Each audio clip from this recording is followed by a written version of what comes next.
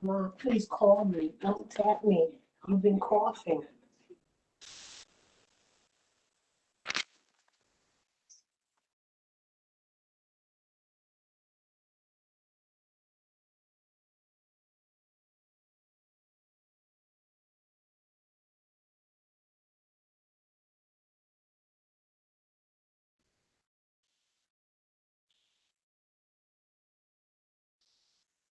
Tap right there.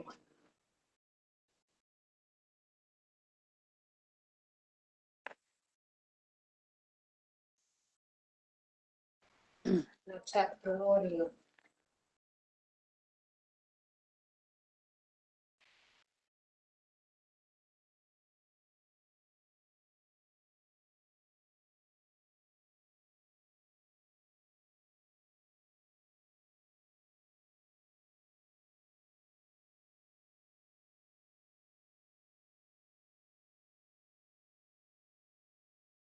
Good evening, everyone. Evening. Good evening. Just want to welcome you guys to our Community Board 8's general meeting and public hearing notice.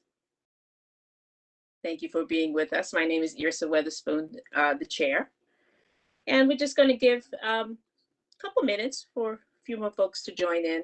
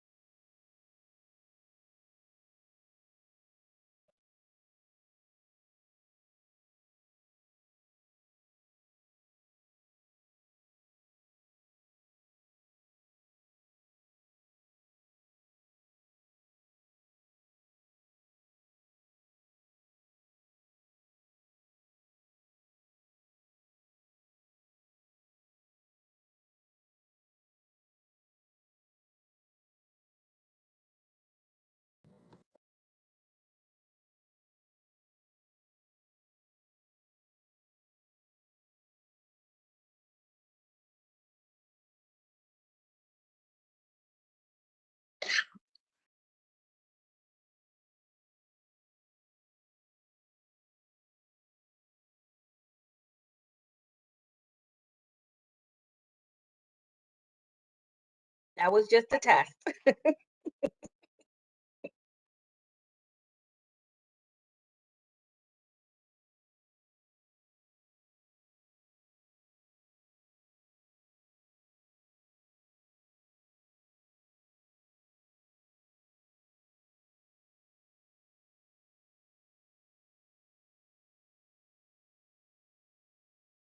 Okay, again, welcome, everyone. We're going to start, we're going to call this meeting to order. And I'm going to ask Ms. Neal to do the roll call. Good evening, everyone. Kirmani Allison. Present. Glenda Andrews. Desmond Atkins. Was that you, Mr. Atkins? Ms. Atkins? Lisa. No, that was me. Thanks, Ms. Boyd. Lisa Atkinson. Present. Princess Ben James. Julia Boyd. Got it. That was me. Thanks, Ms. Boyd. Gail Branch Mohammed. Excuse me, here. Thank you. Jerry Buchanan. John Buckholz. Robert Callahan. Nora Daniel. Aisha Dotson. Diane Duke. Kevin Farley. Andrea Ferris. Drew Gabriel.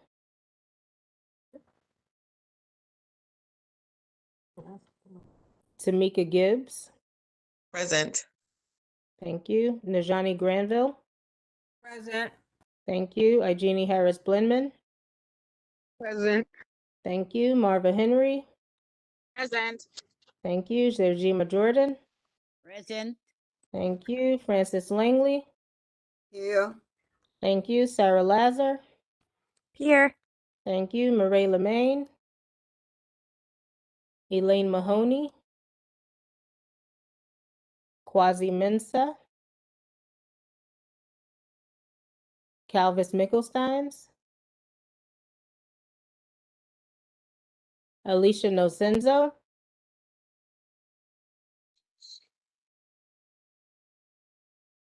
Fior Ortiz Joyner.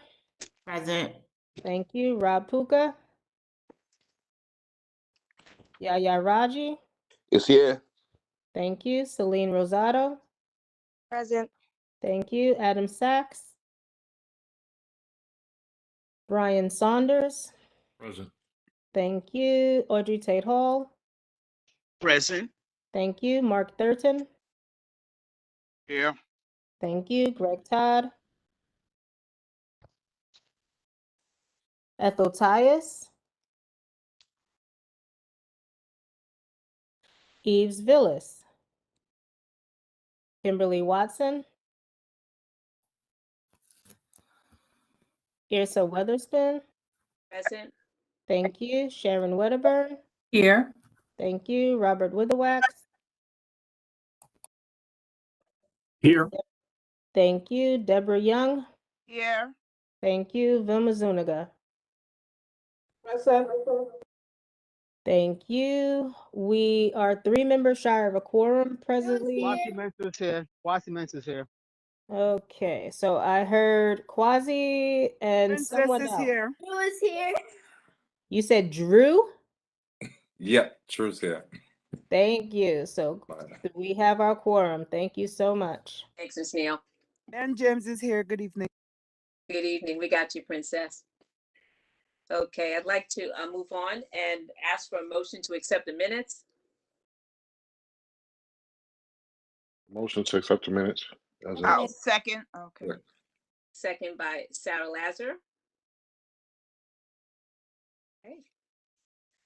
All right, so moving on to our, we want to acknowledge our elected officials and or their representatives. So the first person I saw was Councilmember Osei. Welcome. Thank you so much. Hi, good evening, CB8. Thank you for having me for always. I do have a couple of announcements as well as a couple of things that we are working on. We are still continuing our Wellness Wednesdays each and every Wednesday at Restoration Plaza from 11 to 1 p.m. And we continue to invite people to partner and join us. If you want a table at an event or want to volunteer, definitely reach out to our office. As the chair of Cultural Affairs, Libraries, and International Intergroup Relations, we will also be partnering with the library to have them start getting set up at Wellness Wednesdays. So if you want to sign up for a new library card, we'll have some representatives there. And then hopefully we will also be doing some book giveaways once it starts getting warmer. Last month, I introduced my first bill, which will require nightlife establishments, bars and clubs to stock and be trained on the use of Narcan. For those of you that may not know what Narcan is a life-saving overdose reversal substance. Nightlife establishment operators will stock Narcan along with their first aid kits to aid in the prevention/reversal of overdoses. The opioid crisis is very real. It's definitely very present here in New York City, and it does have an impact on our youth. So this bill will save lives. It is a bipartisan bill. We have a Republican co-sponsor on the bill, which is, amazing because it's not every day that happens. But because of how life-saving this bill is, we all understand that this is something that needs to come into fruition, and I will keep you all posted on when a hearing of that legislation will happen.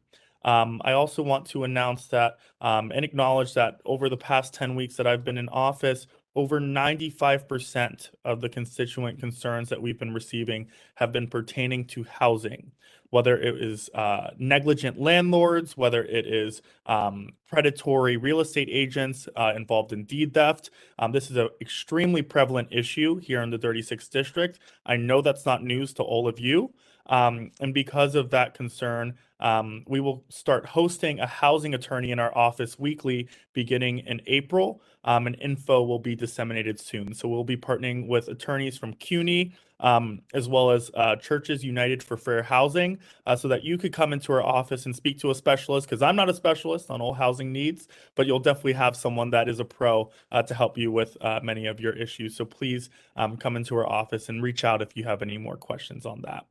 This March 18th, next Friday, my birthday, at 6 p.m., we are hosting a fire safety event in conjunction with the Assembly member Stephanie Zinnerman, which was already mentioned. Which was not mentioned. I know Petula is on this call, so I was the first to mention it. This event is the first item in a comprehensive fire response plan that my office is devising.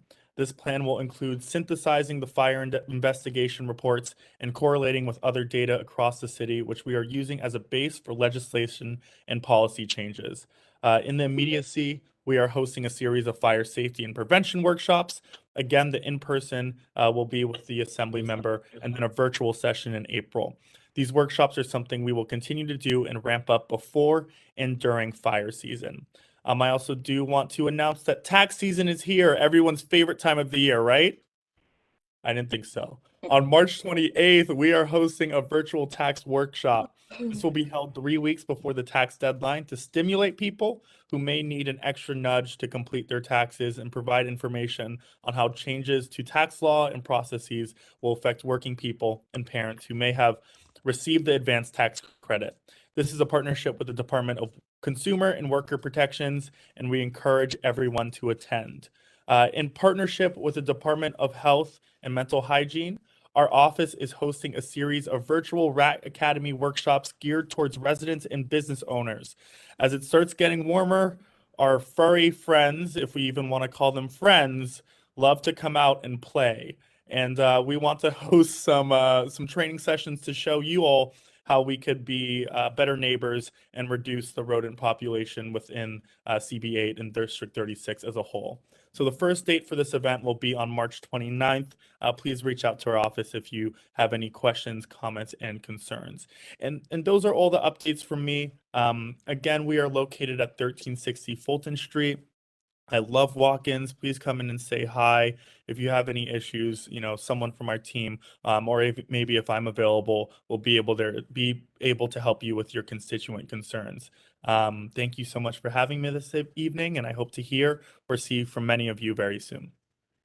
Thank you very much, Councilmember Osei. I just also wanted to inform our group that I've already reached out to the DA's office with regard to the Fraud and Theft Bureau, and we are confirming an appointment. So you'll be updated as we have a date. Amazing. And I also do want to acknowledge that, there was the Robinson family who live on, Park Place in CB8, recently had an alleged issue with deed theft. And thanks to the Crown Heights Tenants Union, as well as some other advocates in our neighborhood, we were able to call on our Attorney General Tish James to help us with that problem. And this is something that I'm taking very seriously into my tenure. I mean, I have a 97-year-old grandmother who lives in CB8 who, is preyed on every day, sometimes by these companies. So, we're also looking into some long-term solutions because, we're seeing a rampant displacement of Black folks within our community, and we need some everlasting solutions to prevent this from happening further. Thank you so much. Okay, next we'll hear from Andrew Wright, representative for Councilmember Hudson. Hey, good evening, y'all. Thanks again for of course attending tonight. So in terms of some things that we've done recently that we're excited about, so we recently hosted Governor Hochul for a brief walking tour of small businesses along Vanderbilt Avenue. Some of you may have seen the photos on social media. So owners from a few of the small businesses spoke with the governor about the various challenges they faced over the course of the pandemic and the ways they had to pivot to stay in business. So we thought that was a useful opportunity for the governor to hear directly from small business owners along Vanderbilt just about their challenges. We also had the privilege, we visited St. Francis College to hear about their partnership with Guns for Grants, which if you're not familiar with it, is a program that offers aspiring students the opportunity to attend college for free if they turn in a gun that they have in their possession. So Councilmember Hudson, was incredibly inspired to see our communities coming together to address gun violence plaguing our city and also address the root causes of violence. And so this is something we're looking to see if we can help support through our office and additional efforts moving forward. And then additionally on Tuesday, as many of you may already know, our office hosted a community meeting with the DOT Commissioner, Ydanis Rodriguez, to address last month's closure of the Willoughby Avenue open street, and also to hear directly from constituents about their thoughts on the open street. So to come out of that meeting, we learned that in the coming weeks, DOT is going to open a weeks-long survey for community members to formally voice their thoughts on the open street, any issues they may have with it, anything they may want to change, and gather that feedback to determine potential next steps on the open street. And so our office plans on working in lockstep with DOT to ensure the survey is shared, communicated widely, uniformly around Willoughby Avenue through electronic and paper means, so folks who don't have access to Zoom or whatnot or Google Forms have access to actually answer this survey. And another piece of that is our office is currently working to draft a bill that will require notification of the council member, community board, and local stakeholders for any permanent changes to open streets. So the idea is if this were to happen again, either in Fort Greene, Clinton Hill, or in any other area of the city, we would know ahead of time and be able to act swiftly so that what happened, can't happen again.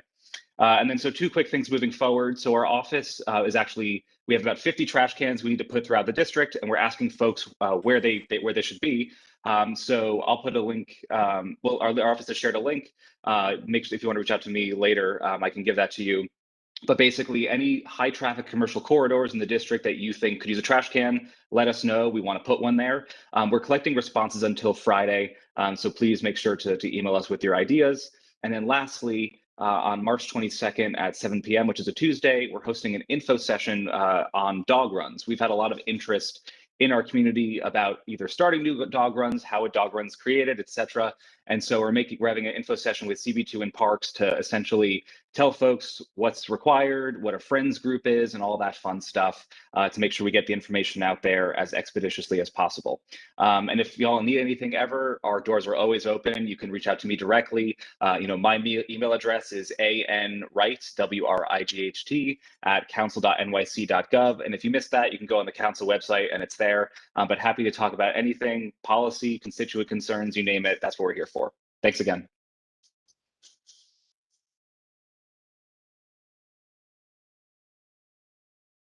You're muted, Ms. Weatherspoon. Thank you, Mr. Wright, for the information. And next up will be Petula Henley, and she's representative for Assembly Member Zitterman. Hi, good evening, everyone. Happy Women's Month to all the women on this call. We are all phenomenal and wonderful people. Not taking anything away from our men on the call, but this is our month. So happy Women's Month to all. On behalf of Assembly Member Stephanie Zinneman, I bring greetings. The Assembly Member is in Albany, actually on her way back to the district. As you know, this is a busy time of the year for the Assembly and Senate as they work hard to pass a fair budget for New York State. But I do want to acknowledge that although this event did not happen in Community Board 8, the governor did visit Therapy Wine Bar and Malcolm X, where she laid out her plans for the State Liquor Authority and some of the changes that are coming down the pipeline, which will affect us all. If you have any questions, concerns, or comments about the proposed changes under the State Liquor Authority, please feel free to reach out to our office and let us know. And as the council member said on his birthday, we will be collectively giving a fire safety workshop in person right here in Restoration on the 3rd floor at 6 p.m. That's Friday, March 18th at 6 p.m. on the 3rd floor at 1368 Fulton Street. Hopefully someone will bring a cake or two. We'll see. So as we celebrate council members' birthday. And unfortunately, this has come at a time where our district has never seen in recent times so many fires. From January 31st to present, we've had over 11 fires with 3 fatalities, possibly 5. 2 of the bodies found, the fire department and authorities are still investigating whether the deaths were before the fire or because of the fire. And so we are here to educate. We had a good turnout at our last fire safety event on Zoom, and please spread the word, encourage folks to join. You know, I think we learn by repetition, and even if you joined before, please join again, whether in person next Friday or for the continuing virtual events that the council member would have, and the assembly member will also have a few coming down the pipeline. And then finally, we have our Disabilities Advocacy Day coming up in March on the 26th. The location will be the Boys and Girls High School.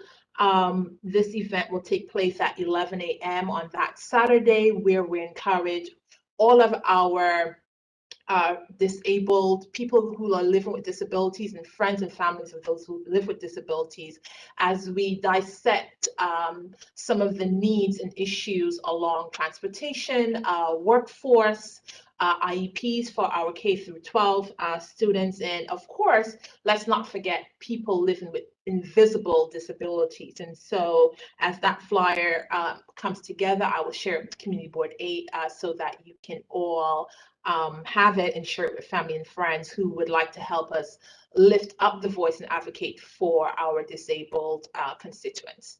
If you have any questions, concerns, comments, I will drop all of my information in the chat, email address, telephone number. We're located again, 1368 Fulton Street on the 3rd floor.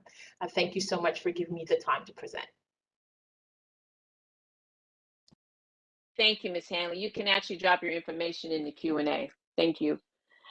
Okay, next up is Orlando Ross, representative for Council Member Clark. Mr. Ross. Hi, everyone. I'm a little bit in a very loud area right now, but I just want to say to everyone, thank you for allowing me to speak. I have good news. Last night, Congresswoman voted and was able to secure over $17 million in community projects that champion the New York's 9th Congressional District. We have been able to award to various community groups in health, in cure violence, in the area of Brownsville, the museum, the Brooklyn Museum of Arts, and also critical care for Interfaith and Medical Center. A lot on healthcare. When you guys get the ability for me to drop that in the chat, I will send you all the information. You will be able to ascertain all of the information that is being gleaned, and it's also on our website. So I'm hoping you can hear me, and I'll put it in the chat. Put it in the Q&A. Thank you, Mr. Ross. Okay. Next up is Justin Freeman, representing Assembly Member Sufran Forrest. Hey, good evening, everyone. Thank you. Farah couldn't be here, but she's here in spirit. Let me turn on my, turn off my camera. Turn on my camera, sorry. Can you guys see me? For some reason, the camera's not working. Sorry about that. The show We must hear go you well, on. though. Okay, great. So, you know, this has been as, you know, Miss Hanley, as echoing Miss Hanley, this is a busy week for Albany, in the Assembly. Farah and the rest of the legislators there in the process of finalizing the Assembly One House budget, which is a statement of the priorities that leadership will take to negotiations with the Senate and the governor, with the expectation of finalizing the budget by the end of March. You know, she's proud to say that the Assembly budget will, you know, likely include some of her top priorities, including fair pay for home care workers, which is really impactful for a lot of the healthcare workers, home care workers in our district, and coverage for all. But we need to keep pushing to ensure that they're in the final budget.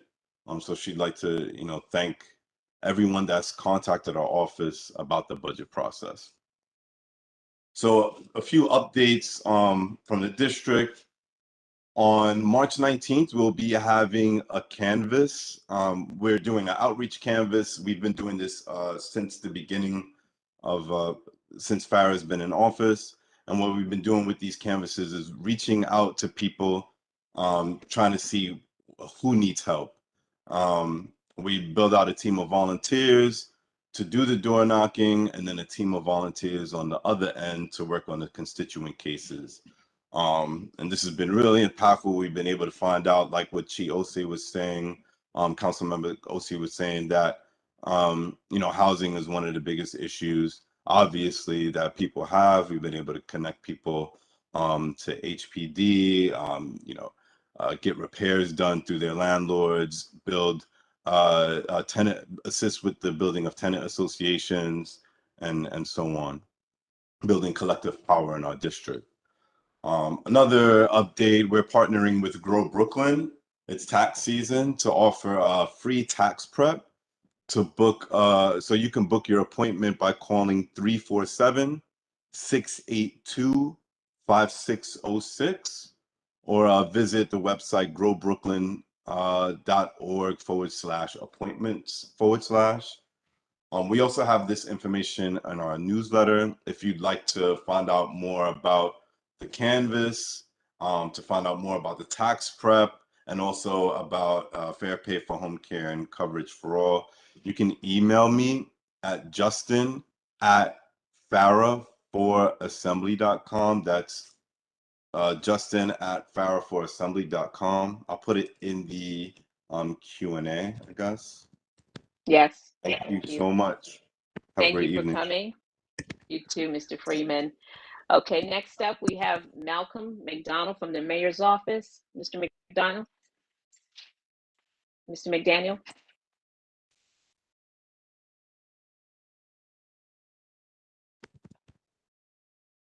Okay, can you hear us, Mr. McDaniel? Okay, I'm gonna, when you're able to come back in, please let us know. I'm gonna move now to Community Advocate, Tony Herbert. Welcome.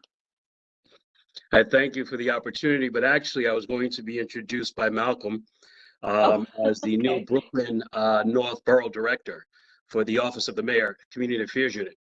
So I'm not sure what happened to Malcolm's system, but I thank him, you know, for his partnership. We'll be tag teaming throughout the borough to work on a number of issues. I'm no stranger to Community Board 8, was born and raised in it. Having lived on St. John's Place for about 40 years and still having home ownership with my family on both St. Mark's and Vanderbilt, as well as Prospect and Vanderbilt. So I'm definitely looking forward to working with a lot of friends that I know that's on this board. I thank you so much, Madam Chair. You have a great district manager, Ms. George, I've known for some while, and the great work that she's done. and a number of other folks who I see on here, Mr. Saunders and a host of others, particularly Ms. Granville, who's been very active and very involved in the community. So I look forward to coming so to speak, coming back home to do some work with the support of the mayor, who basically has empowered me to carry his words forward and to be the extension that you need to get things done. And better yet, in the words of the mayor, to get stuff done. So I'm here to make that happen. So thank you so much for the opportunity. And I think Malcolm will come back and bring some updates on what we're doing in the office. Wonderful. Well, thank you for that, and congratulations on your new role. Okay. So, Mr. McDaniel, if you can join us now, that would be great. If not, when you're ready, just let us know. Okay, so next we're going to invite our guest, Dr. Raymond Codrington. He is the president and CEO of Weeksville Heritage Center. Sorry and he to is going interrupt. Yeah, sorry to interrupt. I'm just, this is Jack from Councilmember Darlene Mealy's office. Okay, as soon as I'm sorry, let me just get your name again. It's Jack, J-C-K, Jack Pleshnik. Yeah, Councilmember Darlene Mealy's office. Okay, all right, just a moment. We just hold on, Dr. Codrington, and we're going to have Assembly member, Mealy's representative speak. Thank you so much. Yeah, thank you. Yeah, so it's Councilmember Darlene Mealy. I just wanted to come on and say hi on behalf of the council member and good evening. A very big happy Women's Month to everybody on the call celebrating. And I just wanted to extend good wishes on behalf of the member who wanted to be here tonight. She just wasn't feeling too great. So hopefully next month she'll be with us. Some updates going on in the district. The council member is having a weekly food distribution at our office on 400 Rockaway Avenue, right off of Pitkin. Everybody is welcome to come for those that need it. It's again every Wednesday from 10 o'clock until the food runs out, usually around 1 or 2, and everyone can attend, or everyone who needs that can attend, and that will be on every Wednesday from 10 a.m. to 2. The council member, Councilmember Mealy, is also going to be having a advisory board meeting, an advisory meeting regarding Nycha and privatization, which was discussed. That's going to be on the 19th, which is Saturday. I'm going to be posting those 2 flyers on the Q&A when I'm able to, and that's something that everyone can take a look at. Of course, if anyone ever needs anything, constituent-related issues, any city-related issues, they're always welcome to come to our office or call us. We're located again on 400 Rockaway Avenue. Thank you. Have a very good evening. Thank you so much, Mr. Pleshnik. Appreciate the information. Okay, before we move on to Dr. Codrington, do we have any more representatives or our elected officials that would like to speak? Hi, hello, this is Saranda Purcell, the district leader for the 43rd Assembly District. How everyone doing this evening? Good evening. Good evening, Ms. Purcell. Hi, I'll keep my remarks very brief. Okay. I just want to just bring greetings to everyone and just let everyone know that there are a couple of important items that are happening within the district and with the Crown Heights area. As everyone know, we underwent a redistricting process at the federal and state level. And please be on the lookout because the council is also going to undergo a redistricting process too as well, where the lines are going to change. And because we underwent the redistricting process, it means that your ED or your election district has changed. So if everyone on this line, basically where you currently live, you should visit the Board of Elections to find out what your new ED is. It's very important. It's going to impact where you have to vote. It's going to impact who you're going to have to vote for. And it plays a very important role in regards to your civic engagement. So I just want to make sure everyone's aware of that. Please also note in our district, we do have a special election coming up. Elections actually starts, and this is for informational purposes, starts on Saturday with a special election date for March the 22nd if you live in the 43rd Assembly District. Please note that it does, the election is going to take place by the current lines, not the new lines, but in June, you'll vote by your new ED lines. So for this election, right, we're going to go by the old map for the 22nd. But when June comes around, June 28th, we are going to proceed with the new map and your new ED. So I just want everyone to be very attentive of where you're voting and ensuring that you're voting for the proper representative, and all that information will be updated on the Board of Election website. So I just want to bring that to everyone's attention. And that's basically it. It's great to join you guys. Great to see everyone. Congratulations, everyone in new roles. Great to see the Assembly member, and thank you for having me. Thank you, Chair. Thank you so much, Ms. Good night, Purcell. everybody. Can you hear me? Good night. Good evening. Hello? Can you, yes, can you mute yourself? Yes. No, I'm Karen. I'm representing the Brooklyn DA's office. Okay, 1 second, Ms. Chambers, 1 second. I just want to get to the mayor's office. Thank you. Okay, no problem. Okay, Mr. McDaniel, welcome. Yes, welcome. My apologies. As you know, being at the mayor's office, I got hit with a phone call speaking to one of my chief of staff. I got caught on some few things real quick, but nevertheless. I'm sorry to interrupt you, but can you speak a little louder? I know. I do it all the time. I got to put the mic down. Right. Okay. Can you hear me better now? Much better. Thank you. Much better. Yes, the mic. So my apologies. Again, like I said, I got hit at with three things at one time. But again, my name is Malcolm McDaniel. A lot of people know me. I am in CAU at the mayor's office, and I came with Eric from Borough Hall, and we're doing great things at CAU. But one of the most profound thing we're doing at this point is we got our new Brooklyn director, which is Tony Herbert. Everybody knows him, and he'll be heading up Brooklyn North for CAU. And first, let me just give my little rundown, not on Tony, but just basically, I want to say, I hope that everyone had an outstanding Black History Month. Of course, 1 month is never enough to talk about our Black history and our Black culture. And of course, this Women's Month, this Women's History Month. The International Day was the day before yesterday. Today was Women and Girl HIV awareness. And it's also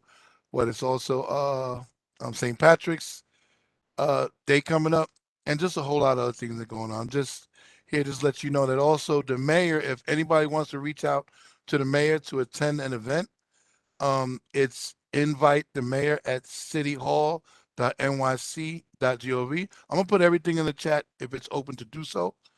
And I'm also, yeah, I'm still getting hit. Also, if you want to reach out to the mayor with your question and concern, it's Mayor Adams at cityhall.nyc.gov. Our CAU hotline, if you need the Constituent Affairs Unit to come out to any of your events, that phone number, or you got complaints that you would like us to take care of, it's 212-788-7418. Again, my name is Malcolm McDaniel. I'm the Constituent Liaison for CAU. Tony Herbert is the new Northeast Director. And Tony, if you want to chime in, take it away. Have a great evening. Thank you so much. I spoke already. Yes, Okay. he actually Oh, did. And thank I'm you, sorry. Mr. My McDaniel. apologies. Sure. That's no problem. Just put your information in the Q&A, Sure, and I'm the putting it district right now. office will make sure to disperse. Okay. Sure. Yep. Thank you. Mhm. Wonderful. Okay, Ms. Chambers, thank you for your patience. You're welcome. If you're Good available, night, everybody. welcome. Yes. Good I night. bring you greetings from the district attorney's office. I just have a few announcements to make. Our office has a year-round program for students. It's the Kings County District Attorney's Office is inviting students to get inside look at various careers within the office. This is a year-round program, and if you all are interested, please, I will give you my phone number, and I can always send you all an email. Our next initiative is spring is coming up, and we have our high school internship. It's open. The dates are from April 18th to the 22nd. We have a deadline with April the 1st. And the student has to write an essay of 250 words with double space, 12 points font. So I will also send that to the board, and I hope that all these students will apply to keep them occupied for the spring. Thank you so much. Thank you very much, Ms. Chambers. Okay, Dr. Codrington, welcome again. I just want to say that Mr. Codrington is the president and CEO of Weeksville Heritage Center, and he's here to provide us with updates and with regard to the programs and services that they are offering. Dr. Codrington? Good evening. Is it safe to go? Does anybody anymore? I really don't want to get in the way of any elected official or information that we might need. I feel like I just got to download information. I'm trying to remember it all. I think the pressure's on now, but thank you. Thank you for giving me the time. And it's such a great pleasure to be with you, and it's such a great service. Community Board 8 is literally next door to Weeksville, so I could look out my window and see you and see the work that you're doing. So I thank you and I appreciate your time. My name is Dr. Raymond Codrington. I'm the president and CEO of Weeksville Heritage Center. I'm coming up on my first year, so probably about this time last year, I was thinking about the offer, accepting it. Started April 19th, and it's been incredible. I don't know how much you know about Weeksville, but the history of it, to have, Weeksville was the second largest free Black community in the pre-Civil War era. You may see the houses if you're on Bergen and Buffalo. There are historic houses from the 19th century. These are original. These are the houses that our ancestors lived in, the houses that are the remnants of Weeksville as a historic community, which was started in 1836, really to give free Black people the right to vote and full citizenship. So there's a lot of history in the neighborhood, and for me to be able to play a small part in stewarding that is an incredible honor, and it's an incredible space, and I hope you're able to visit if you haven't already. What we have going is, you know, like a lot of cultural institutions, we're becoming more public now, becoming more open, given that the various strains and variants of COVID, I don't know where they are, but they seem to have come under a little bit of control. So we're coming out. You know, if you want, you can come and take a tour of the houses. So we have tour educators that can give you the history of Weeksville. You can come on site. We have spaces for individual tours and group tours. You have to reserve a space. This is for safety purposes, so we know how many people are coming, so we can plan for that. So make sure everybody's safe, both staff that give the tours as well as people that take the tours. So I can drop all this information in the Q&A on what are the hours, how to book a tour, what are the hours of the center, as well as what my information is. But over the last several months, we've been doing a lot of COVID-related work. We were a testing site, rapid testing site. We were, right now, we're actually giving away free COVID home tests. So if anybody wants a test, we have a few thousand of them still with us. So please come by and get one if you need one. We've also been able to think about our programming for the next few months. So we have performances starting next month. Actually, everyone's starting this month on March 19th. There'll be an outdoor performance. Like I said, we have the tours. We have an exhibit that's opened up. It's a brand new exhibit called IPOF, In Pursuit of Freedom, that looks at the role of Weeksville and looks at the role of the neighborhood in anti-slavery and abolition movements. And this is a credible exhibit that really lays out the history of Weeksville, but also looks at the way that the neighborhood has changed with the construction of Kingsborough and what that did to the neighborhood, but also really what Weeksville's role is in a larger anti-racism and anti-slavery and abolition movements. And it's an incredible exhibit that's permanent. You can come check that out. You can come check out the houses. We've also got financial literacy workshops and home ownership workshops coming up that are going to be virtual. So you can check those out if you come to our website, which is weeksvillesociety.org. Again, that's weeksvillesociety.org. I'll drop all the information in the chat. Coming up in the summer, we'll start our green market on June 19th, on Juneteenth. So you can come get really, really reduced rate fruits, vegetables, greens. Really, that's a way for us as an organization to address food justice issues in the neighborhood and get people to be able to eat a little more healthy in a little more healthy way. It's just our contribution to that bigger discussion. And then, yeah, and that's really what we have going right now. I think the main thing right now, if you want to participate in Weeksville, is to take a tour of the houses. The grounds are open, so you can actually come and sit on the grounds. I always think of Weeksville as an oasis and a safe space that's right in the middle of our neighborhood. It's green, it's fresh, it's calm, it's quiet. If you want to come in, get in a different headspace, connect with the ancestors, definitely you can do that at Weeksville. So I'm going to leave it there. I'm going to drop all the information, what I just said, tours, IPOF, opening hours. We're open, we're closed on Monday and Sunday, but we're open the rest of the week. So please come by, take a tour, check out In Pursuit of Freedom exhibit. If you want a COVID kit, you can get one here, get one with us. And we'll start our green market on Juneteenth.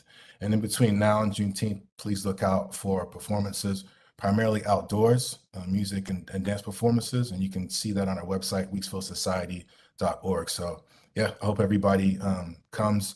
I'll leave my email address. I'd really like to hear I'll if be there on that bandwagon. Y'all, they better know. I'm sorry, Mr. Herbert, Herbert, you're not. can you please? Okay, I'm sorry.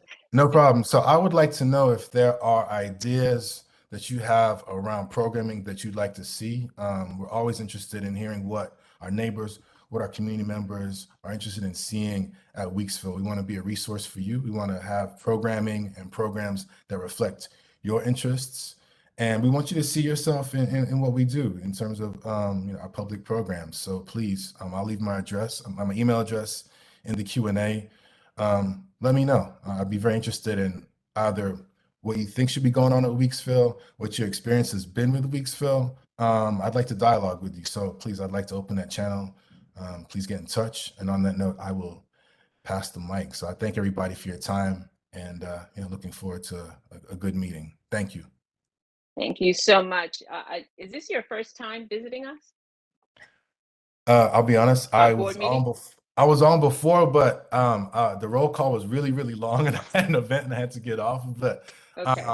But this is the first time I've had a chance to engage, really. And Okay. I'm actually floored by just the amount of information that's flowing, the level of commitment, obviously by all our elected officials, but our neighbors as well. It's just good to see everybody. And I do feel like now that the policy is changing around COVID, hopefully people get a chance to visit and engage more. I'm starting to go out, when I'm in a space and I'm in around 10 people, it feels like 100 because it's not used to being around people that much. But Weeksville is open. We'd love to have you on site and come visit the houses. But yeah, and I'd love to get to know more of you in person. So please stop by. The doors are open, definitely. Great. Well, great. I will say that it's a wonderful tour. It is definitely a great space. The grounds are lovely, as you say. And this is your first official meeting with us. So we wish you continued success in your role as CEO and president. Thank you. Okay. Thank you. All right. Okay. I just want to, there are a couple of, I just want to skip around a little bit. There are a couple of phone numbers that people have, call-ins that we want to acknowledge. With the phone number 347 ending 41, can you please unmute yourself and let us know who you are? Oh, that's Ms. Chambers, I think. So let's move on. Number 347 ending with 45, can you unmute yourself and let us know who you are? They have to press *6 to unmute. *6 to unmute yourself. *6 to unmute yourself and let us know who you are. That's 347 ending in 45.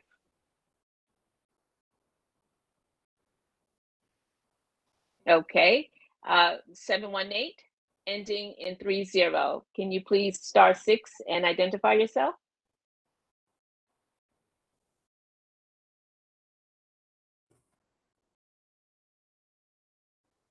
Hello, I see you unmuted.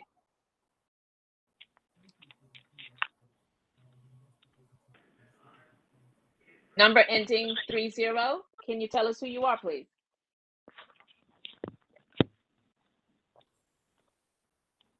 Okay, we're going to move on.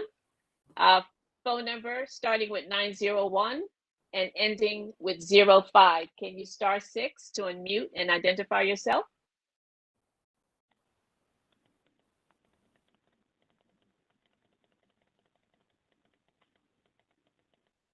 Okay. Number beginning with 917 and ending with 06. Could you please Good identify evening. yourself? Good evening. Oh, hi. My name is Maria Willis, and I'm a member, the first vice president of the Independent Committee of Panamanians in New York. Good evening, all. Good evening and welcome. Thank you. After my own heart.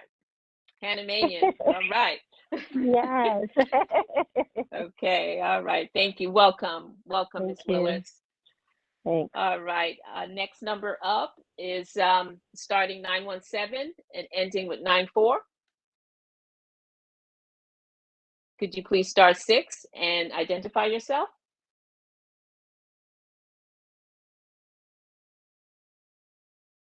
Okay, so we're going to move on now to, we're going to be hearing our public items at this time.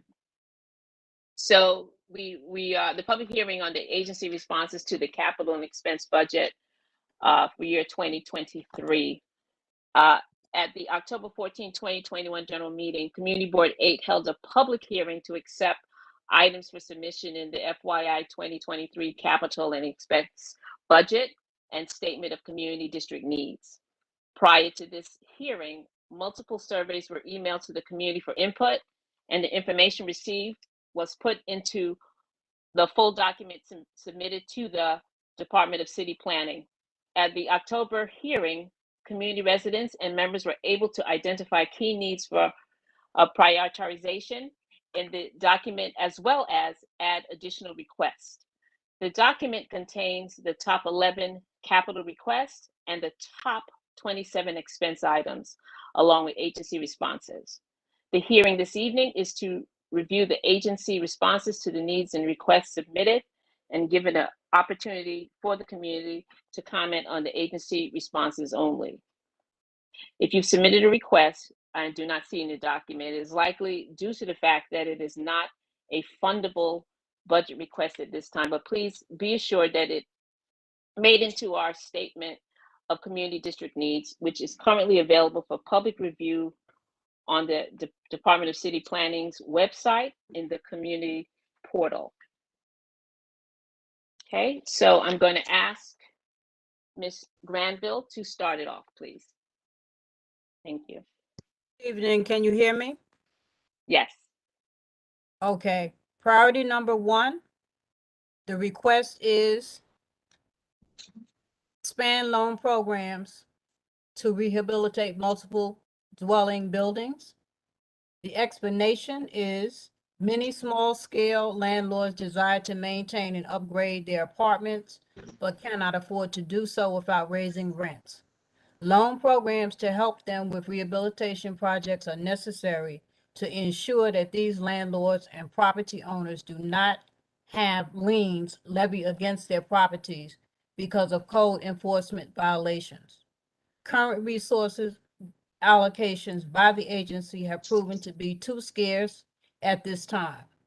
The COVID-19 pandemic that forced most residents into their units for the majority of every day has illustrated the need for quality housing. Existing conditions in need of remedy must be prioritized to allow residents access to quality housing in their existing spaces. The responsible agency is HPD, and the agency response is the agency will accommodate this issue within existing resources. Second priority, the request, provide more housing for special needs households such as the formerly homeless. Explanation. Seniors, the disabled, and homeless singles are often left out of housing conversations. As vulnerable populations, they need to be watched carefully and catered to just as much as families. Many seniors and disabled individuals live on fixed incomes of minimal amounts and are thus unable to afford the current housing market, even the affordable units. This increases the homeless population and the need for shelters. Existing affordable units need to be preserved and greater incentives for property owners to keep rents low to reduce the growing numbers of rent-burdened households. Housing across the city is being created at a fast pace, but not affordable for existing residents. And vacant newly created units leads to increased competition for less expensive rent-stabilized units. Responsible agency, HPD, and the response is that the agency will try to accommodate this issue within existing resources. Priority number 3, requests. Provide new or increased number of sanitation trucks and other equipment. Explanation. Obtain one or more GOAT curb line cleaning devices for sanitation, garage, BK8. This will assist in curbside cleaning and help keep the streets cleaner and debris-free. Responsible agency, Department of Sanitation, their response: this is not a budget request. The matter in question is an issue of service delivery and/or agency policy. Contact the Department of Sanitation to determine how best to resolve this issue. Priority number 6. Priority number 4. Request, build or expand affordable work or research lab spaces related to key industries such as film, TV, advanced manufacturing, life science and healthcare, renewable energy, and freight maritime. Explanation, a food and drink small-scale manufacturing, package and bottling incubator space is needed in CB8. A number of locations in our manufacturing district can potentially serve as the venue for small-scale manufacturing and local food and drink that serve Central Brooklyn.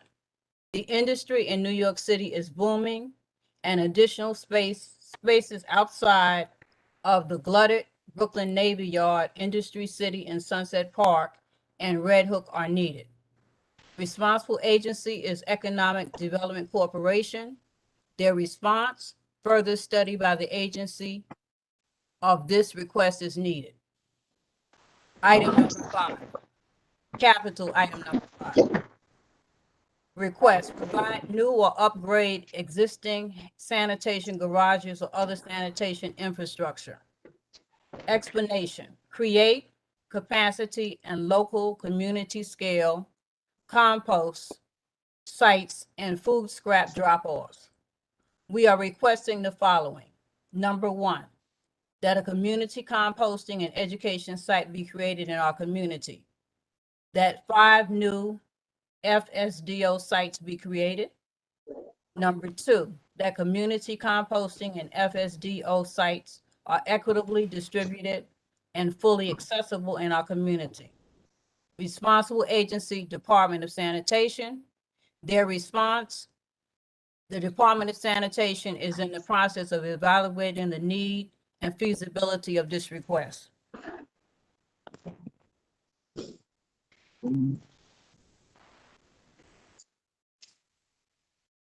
Number 6, request, other capital budget requests for DPR. Explanation, install lamp posts around Dean Street Playground. Currently, there is a lighting issue in Dean Street Playground. The playground does not have an operating system and in the past relied upon stadium lights to illuminate the area. Light posts placed strategically around the park will illuminate the playground without creating a nuisance situation for the park's residential neighbors.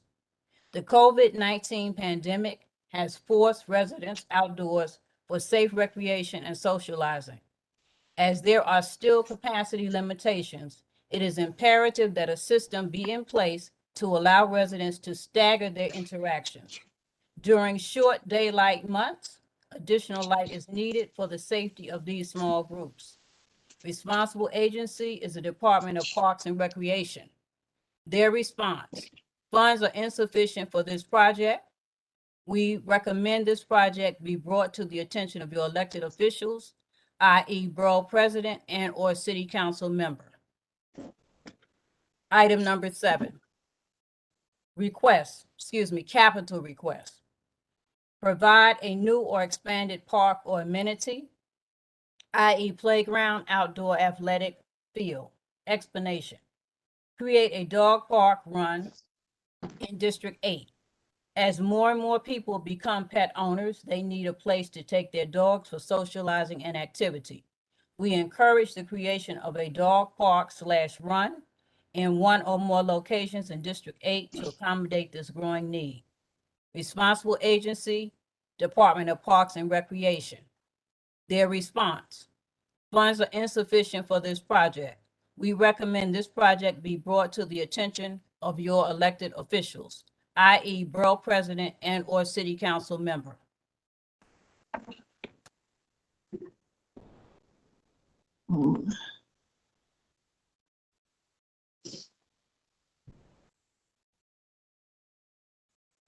Excuse me for a minute, I got lost. Okay. Item number 8, request increase energy efficiency and environmental performance of Nycha developments. Explanation. The Brownsville power grid is insufficient to support its service base.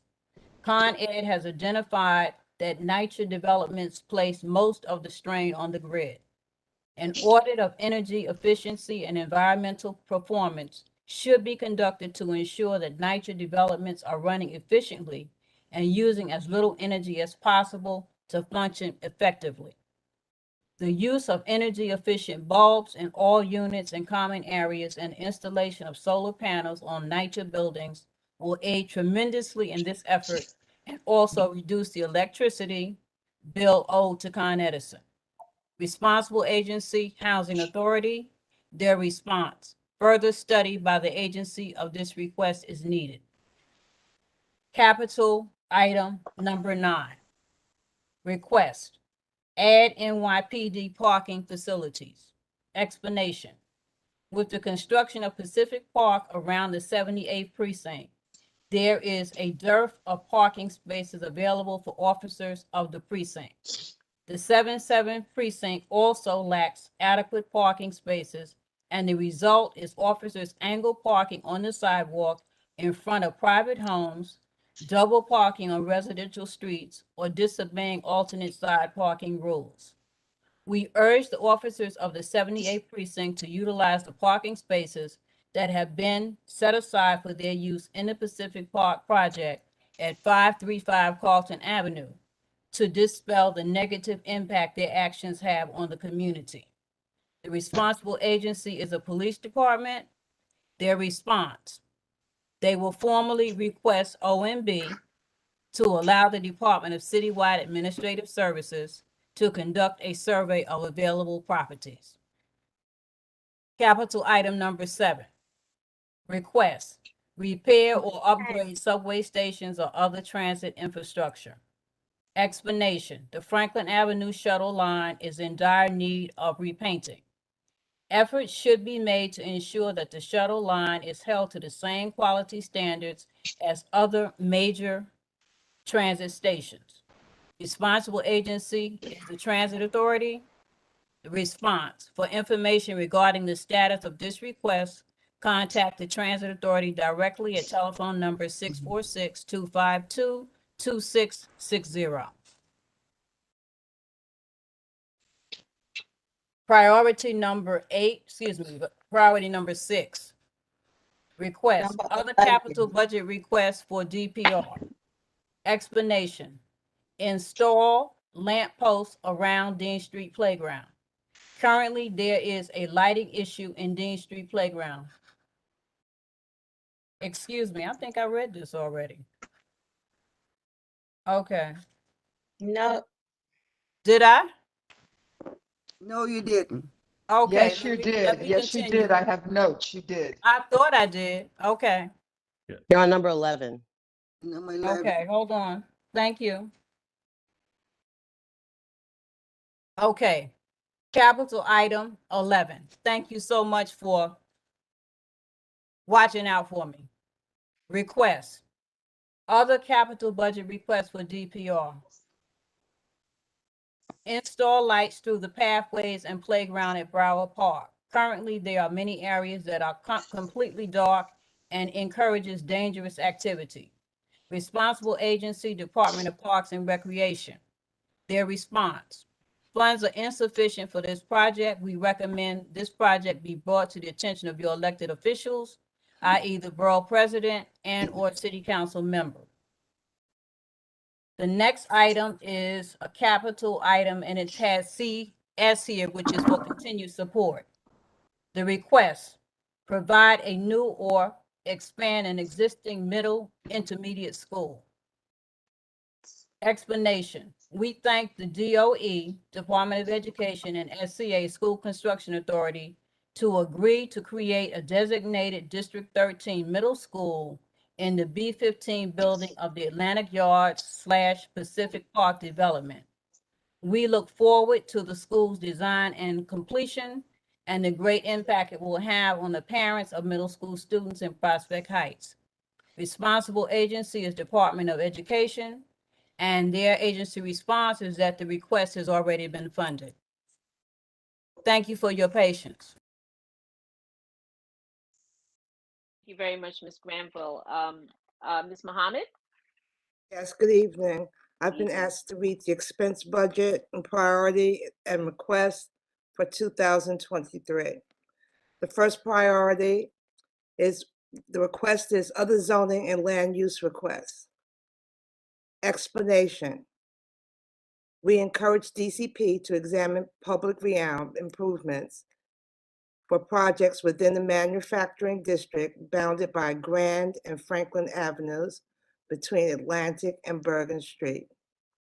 Blocks 11, 25, 26, 33, 34, 41, and 42, as well as the south side of Atlantic Avenue between Grand and Vanderbilt Avenue. Blocks 11, 22, and 24. This area was identified by CB8 as a zoning change, allowing for mixed residential and manufacturing use according to Community Board 8's M-Crown proposal, as amended and submitted to the Department of City Planning. We urge the PRI study as soon as possible so that they can be added into any and all private applications in this area. The agency response: DCP will continue discussions with the board and community stakeholders regarding the concerns addressed in this request. Priority number 2, requests. Animal and pest control requests, including reducing rat and mosquito population.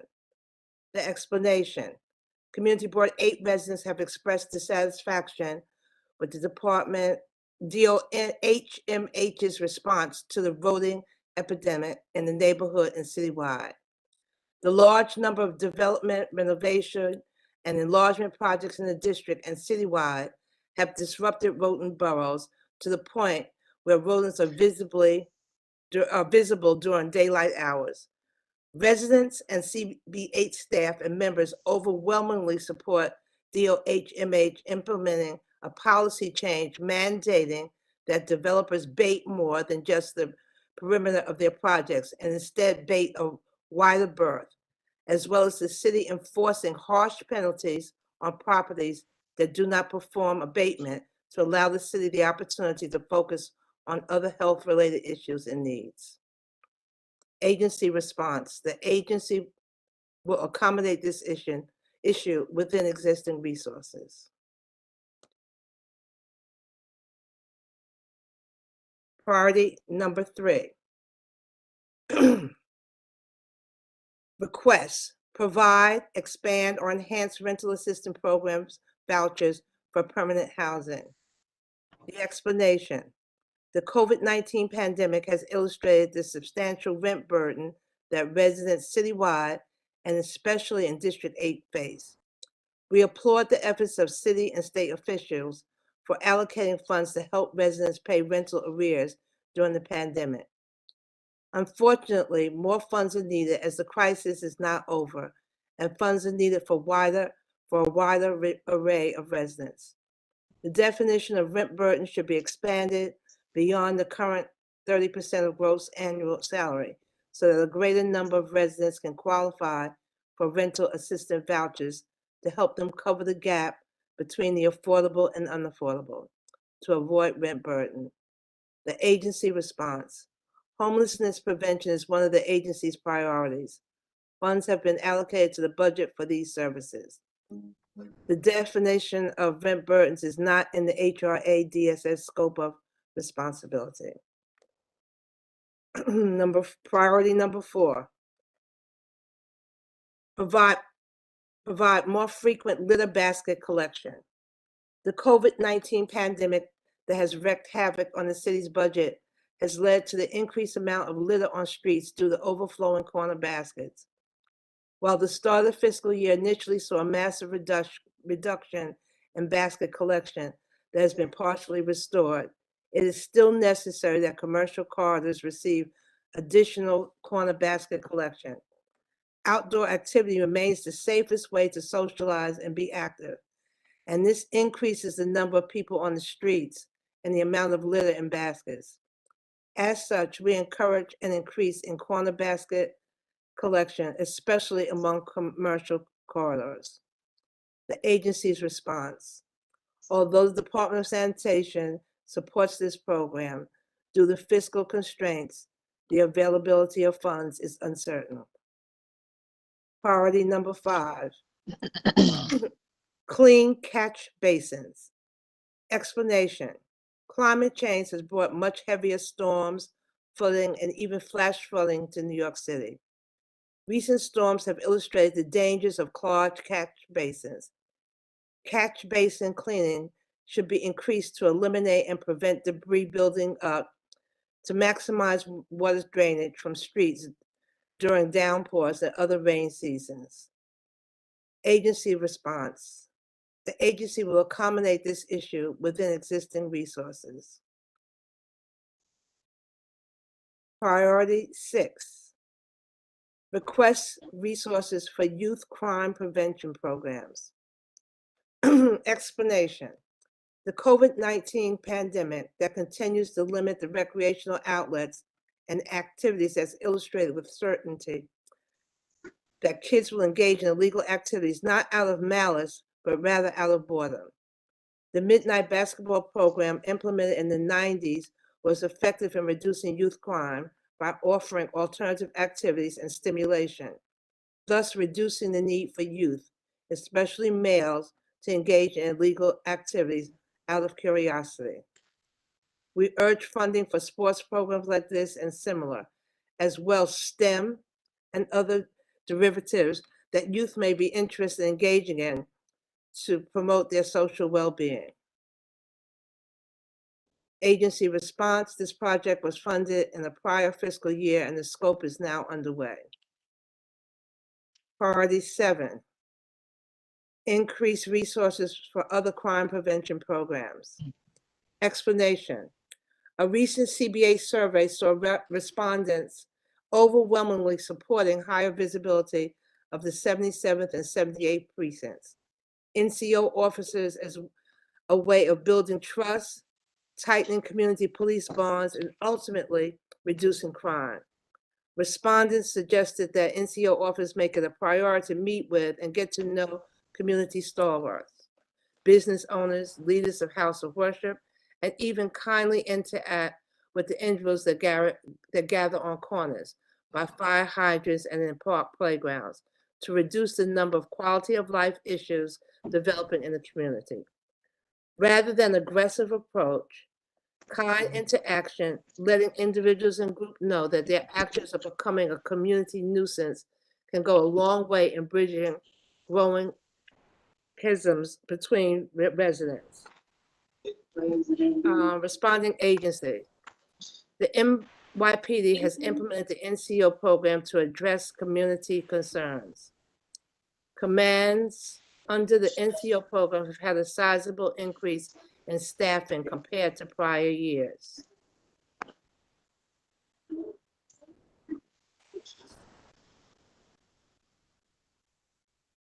Priority 8, hire additional traffic enforcement agents.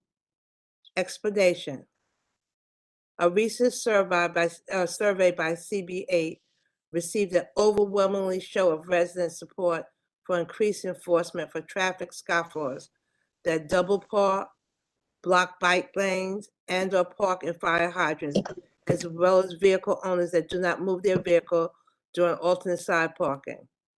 Residents also requested increased traffic enforcement for speeding motorists, e-bike scooter operators, and manual bicycle operators that ride on the sidewalk. All complainants requested a more visible presence of traffic enforcement agents to help ticket these violators, increase compliance, and also raise money for city coffers. Agencies respond. Based on the latest budget, the NYPD has a specific budgeted headcount. The agency is working on filling vacancies in order to get to that headcount. Priority number 9, enhance park safety through more security staff, police or parks enforcement. Explanation.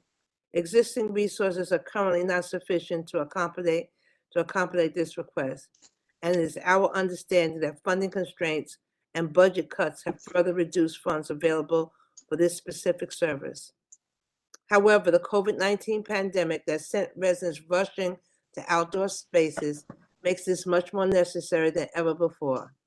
We urge the city to allocate additional funds to the Parks Department to hire additional park enforcement personnel to enforce the rules of the park, such as no littering, no fire, and no off-leash dogs during specified hours, and many others. Funding must be provided in order to rectify these problems and make our parks and playgrounds safe and enjoyable for all, especially as we remain in a state of social distancing and outdoor gatherings. Agencies respond. Aside from funding, OMB would need to allow for an increase in the agency's headcount in order to hire more full-time staff.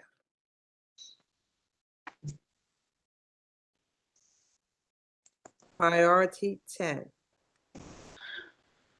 enhance programs for elder abuse victims. Explanation. Too often our elders are ashamed or afraid to speak up for themselves, leading them to suffer continued abuse at the hands of caregivers or even strangers. We encourage DFTA to increase outreach efforts and initiate public service announcements to inform seniors of their options and services should they ever come face to face with elder abuse. We also advocate for increased public awareness programs to help people identify the signs and signals of elder abuse. The agency's response: the agency will try to accommodate this issue within existing resources. Priority 11, expand programs for housing inspections to correct code violations. The COVID-19 pandemic has illustrated the need for quality, safe, and comfortable housing for all residents. Unfortunately, many residents do not have access to quality housing due to outstanding repair requests. HPD needs to ensure that consequences and repercussions of allowing units to fall into despair are great enough and harsh enough to encourage speedy and proper repair to units. Agency's response. Approval of this request depends on sufficient federal and state funds. Priority number 12. Provide, expand, or enhance adult protective services. We must keep in mind that our vulnerable population is at risk for abuse from family members and home health aides seeking to take advantage of their frail emotional and physical states. They require considerable attention to maintain their safety and well-being, thus preventing them from being subjected to unnecessary hardship, pain, and mental aggravation in the form of fear.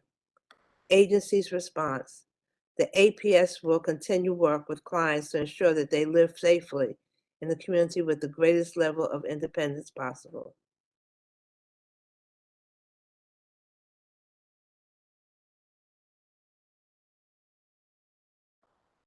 Priority 13, increase enforcement of canine waste laws. It is imperative that pooper scooper law be enforced and that signs alerting dog owners that it is their responsibility to clean up after their dogs are installed. As a result, we are asking that funding to reinstate this signage unit be provided. Furthermore, additional sanitation police officers are also needed to issue summonses to dog owners who do not clean up after their dogs, as canine waste has the potential to create health hazards for human beings and other dogs.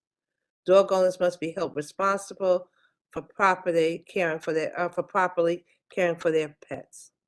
Agency response. The agency recommends funding this expense budget request in FY fiscal year 2023, but at this time, the availability of funds is uncertain. Priority 14, create or promote programs to destigmatize mental health needs and encourage treatment. Explanation. The stigma of admitting to having a mental illness is great, especially in immigrant and communities of color, where sentiments such as mental illness is not a disease you can afford to have continue to be a plague. This stigma prevents those suffering from symptoms from seeking help. The ongoing COVID-19 pandemic has certainly illustrated the need for mental health programs and greater understanding of the issues and the ways mental health issues can manifest and be expressed. The often repeated phrase, mental health issues are not something you can afford to have, can no longer be said, as everyone is experiencing some sort of mental strain at this time. Programs are needed to address the stigma because many more are willing to acknowledge their issues courtesy of the pandemic. Agency's response. DOH-MH will review and assess the requests regarding the important health issues.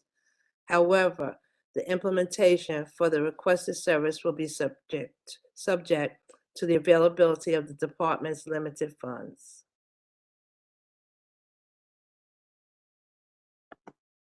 Great. Thank you, Ms. Mohammed. Mr. Gabriel, if you can just conclude the agency responses. Thank you. Priority 15. The request on this is increased enforcement of alternate street parking cleaning rules. Explanation: the last 12 months has seen a dramatic increase in street cleanliness complaints in District 8. Residents just a few years ago demanded a reduction in alternate side street cleaning and are now demanding the traditional 4 days a week cleaning cycle to be reinstated to at least give the sweeper an opportunity to clean the streets.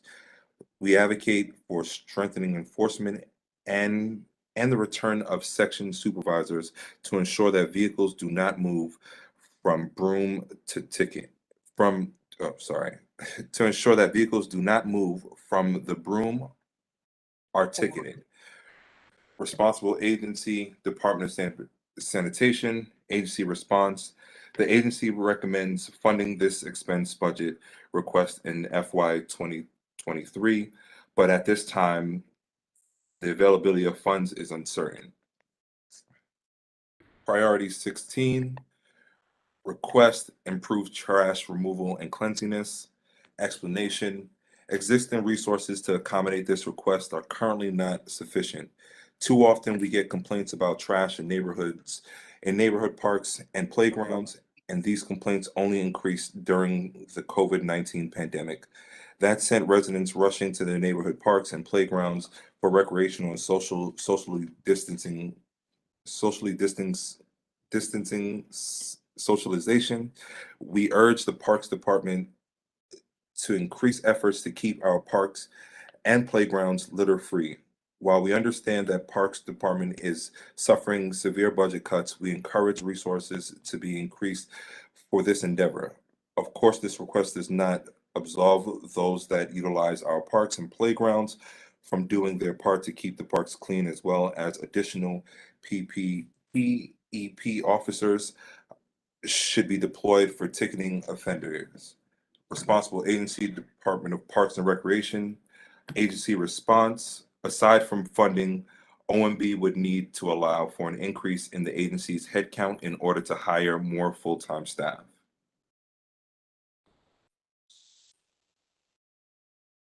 Priority 17.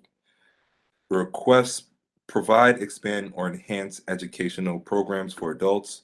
Explanation, the statewide shutdown, parentheses, pause, caused by the COVID pandemic illustrated just how few households and individuals have the tools and resources available to them to properly budget based on their income. Financial education and planning is direly needed in less economically advantaged households. Due to the inevitable of having to stretch their finances even further than they are capable, it is imperative that residents have access to financial planning and budgeting information to learn how to properly plan their monthly spending. This financial literacy is not about just getting a better job to increase income, as the pause has taught us just how important low-paying jobs are, as well as how easily distressed a household can become with just a small reduction in income. Responsible agency, human resource administration, HRA, agency response. HRA's career services provides services to clients to assist them in developing job skills, obtaining employment, financial counseling, and building sustainable careers that provide a pathway out of poverty. Priority 18. Request, other domestic violence services. Request. Explanation, the COVID-19 pandemic has brought to the surface many glaring needs for households and families experiencing violence in the home. The statewide shutdown that kept people at home for months created a funnel effect, amplifying abuse in homes as no one had an opportunity for escape. It is imperative that funding be provided for preventative service to educate individuals all ages on the signs of abuse, whether physical, emotional, sexually, or psychologically, and how to exit a situation that could be potentially life-threatening. Furthermore, abusers have had multiple forms of assistance at their disposal to assist them in overcoming their root and core issues that caused their disruptive behavior. Responsible agency, HRA, agency response. HRA continues to maintain programming for domestic violence in the community. Priority 19. Requests, provide or expand New York's organic collection program. Explanation, our community lacks robust education and outreach for organics collections and composting, which is critical for the success of municipal composting. We advocate for sustainable programs at each school or organic compost outreach programs and educational resources for local residents. Regular curbside organic collections will help reduce garbage hauling costs and can also contribute to reducing greenhouse emissions by keeping organic and food scraps out of landfills. Responsible agency, Department of Sanitation, agency response. Although the Department of Sanitation supports the restoration of this program, due to the fiscal constraints, the availability of funds is uncertain. Priority 20. Request, other programs to address public health issues. Requests. Explanation, we urge the city to eliminate smoking in multiple dwellings and also increase awareness of dangers of smoking and secondhand smoke, as well as consider legislation making all multiple dwelling buildings smoke-free. Residents of multiple dwelling units face and oftentimes forget issues any residents living next to or upstairs from a smoker is subject to secondhand smoke intrusion, which studies have shown is just as toxic, if not more toxic, than the primary smoke inhaled by the smoker. Residents should not be forced to endure health issues brought about by inconsiderate neighbors. and apathetic landlord. Responsible agency, Department of Health and Mental Hygiene. Agency response, further study by the agency of this request is needed. Priority 21, request, provide or expand community composting program. I feel like I just read this one. Explanation, our community lacks robust education and outreach for organic collections and composting, which is critical for the success of municipal composting. We advocate for sustainable programming at each school and organic composting outreach programs and educational resources for local residents. Agency responsible, Department of Sanitation. Agency response, although the Department of Sanitation supports restoration of this program, due to fiscal constraints, the availability of funds is uncertain. Priority 22, requests. Priority 22, requests forestry services, including street tree maintenance. Explanation, we are pleased with the number of trees that have been planted in the district over the last few years. The Parks Department must hold contractors accountable, not for following the mandates of their contract, as many of the recent planted trees are either dead or dying. Better street tree maintenance is needed to prevent these issues from plaguing a valuable resource. Additionally, older trees need better care, such as pruning and larger tree pits to remain healthy and vibrant. Responsible agency, Department of Parks and Recreation. Agency response, the agency recommends funding this expense budget request in FY23, but at this time the availability of funds is uncertain. Priority 23, request increased community board training, including a core land use process and practice. Explanation, as more and more development projects come to Community Board 8 via upzoning requiring URLOP applications, members have expressed the desire for better understanding of the ramifications of zoning changes.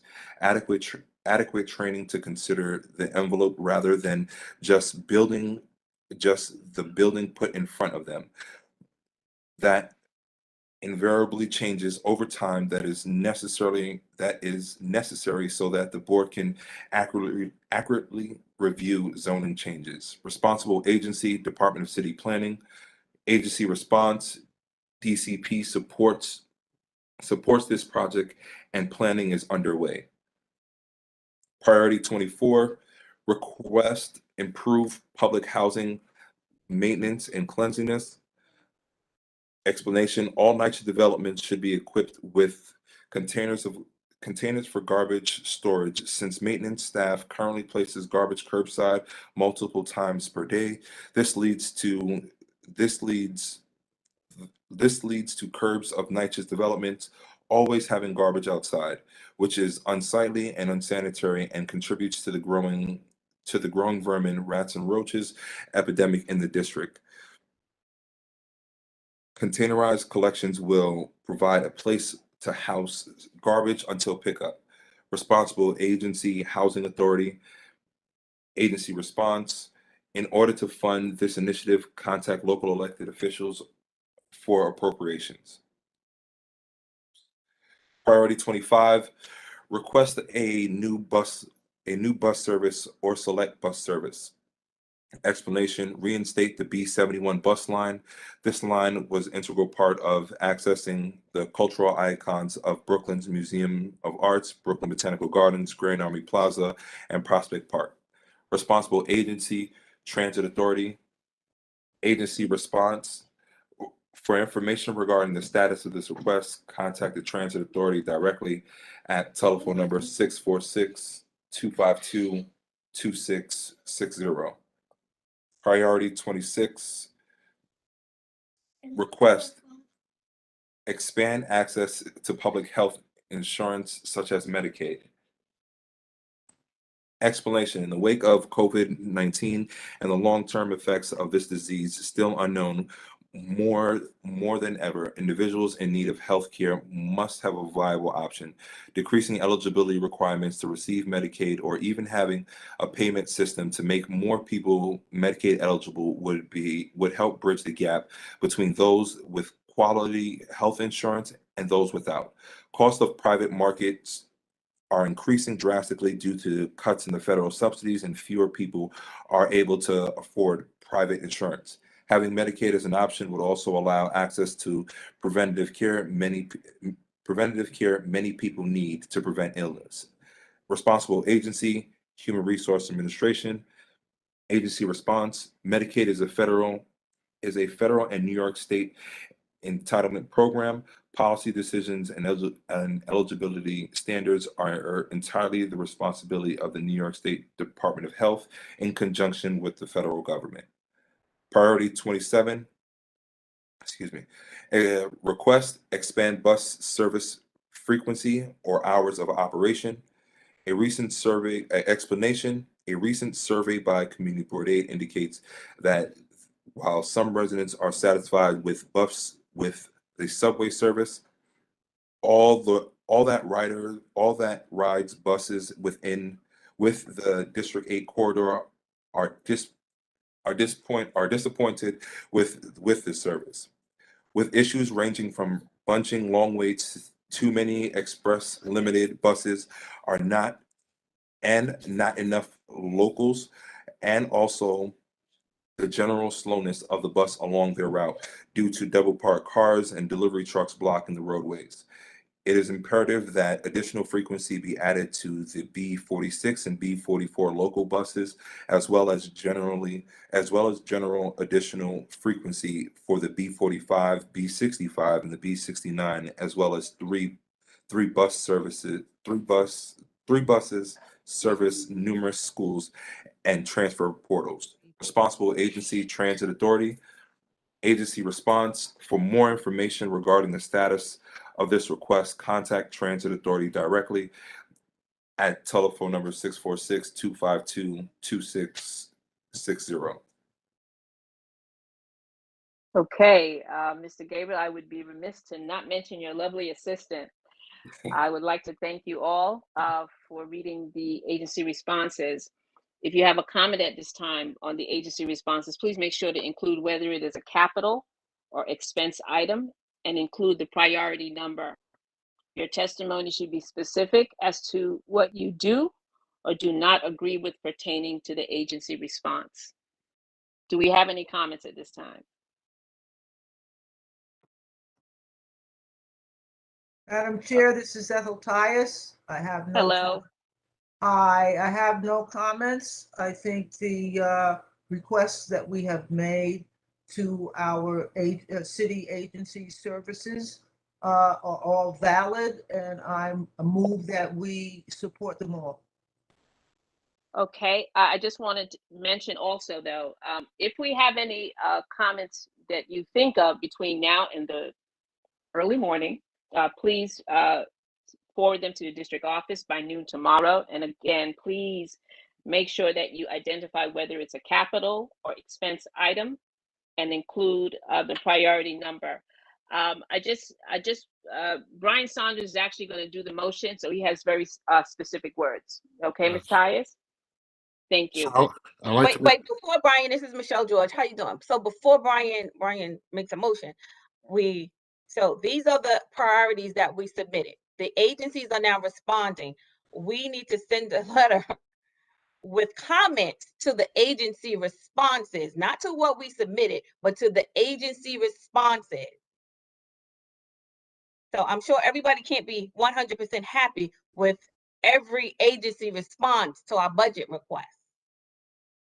So that's what we really need you guys to focus on, the agency responses to our requests. Thank you, District Thank Manager you for the George clarification. and Chairperson Witherspoon. I withdraw my motion and we will proceed accordingly. Thank you. Appreciate you. Thank you. Go ahead, Mr. Saunders. Okay, I'd like to make a motion, and that motion is I make a motion that we utilize the comments received to compose a letter on the agency's responses to be sent to the mayor's office and other elected officials. Do we have a second, please? A second. Yeah. Yeah, thank you so much. Okay, is this something that we need to do a roll call for, Ms. George? Well, at this point, we don't have any comments. So we're gonna do a letter to say what exactly? We don't have any comments. Well, comments can still come in tomorrow, as I said. So They can that's come what in I'm saying. tomorrow. Yes, So, we need to do so a my vote. question, do we need to do, thank you. Yes, we need a Rob, vote. please, thank you. Madam Chair, this is Ethel Tice again. May I move to support the budget as presented with comments to come subsequently? I don't know if that's going to enable us to move forward, but if we have reservations, comments coming in from the Okay. members, then Okay. I move that we support those and the comments as received tomorrow. Thank you. I have a Thank you. comment. 1 second. Mr. Saunders, is that a Acceptable. adjustment that you, okay, thank you. And the person that seconded, is that okay with you? Yes. Wonderful. Thank you. Who's making the comment, please?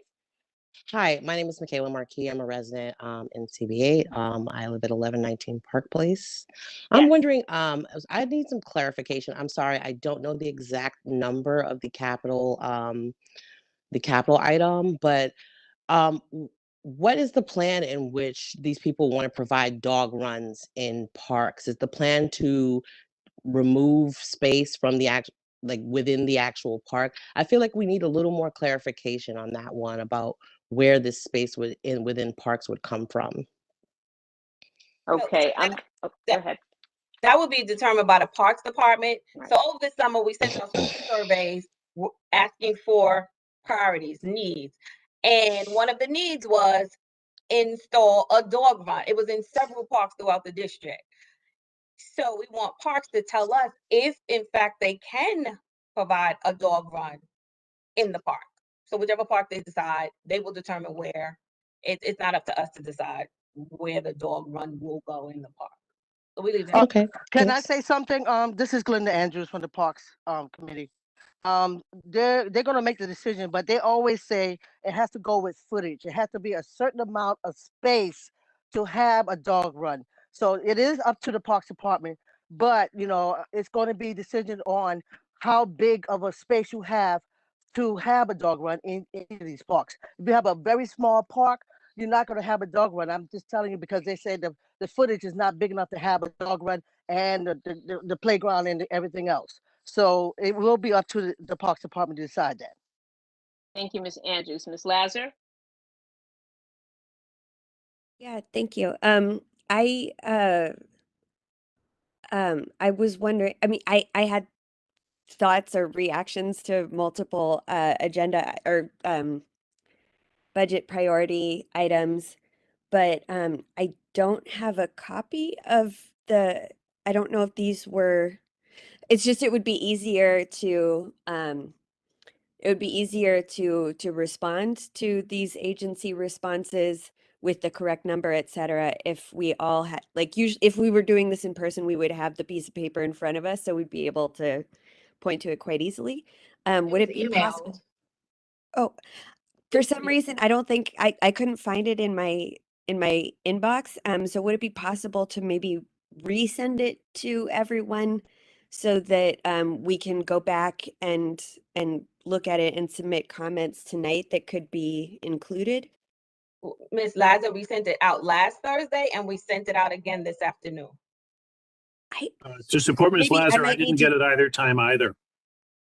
I didn't Okay, get either email. We'll resend it tonight as soon as this meeting is over. Okay, yeah, that would be very helpful. I also I understand that some people don't like having a chat, but it would be easier to share documents and things like this if there were a chat into which links could be placed. Just, yeah. Thank you. We're going to move on to item 2. Just an update that this application has been withdrawn by the developers. So we're just going to move on to item 3. which is the public. Chairperson Weatherspoon, I'm Oh, sorry. the, but the, we just the roll vote call. on it. Yeah, we did roll call. Yeah, I'm sorry. Please, Mr. Whitterwax. Madam Chair. Madam Chair, Yes.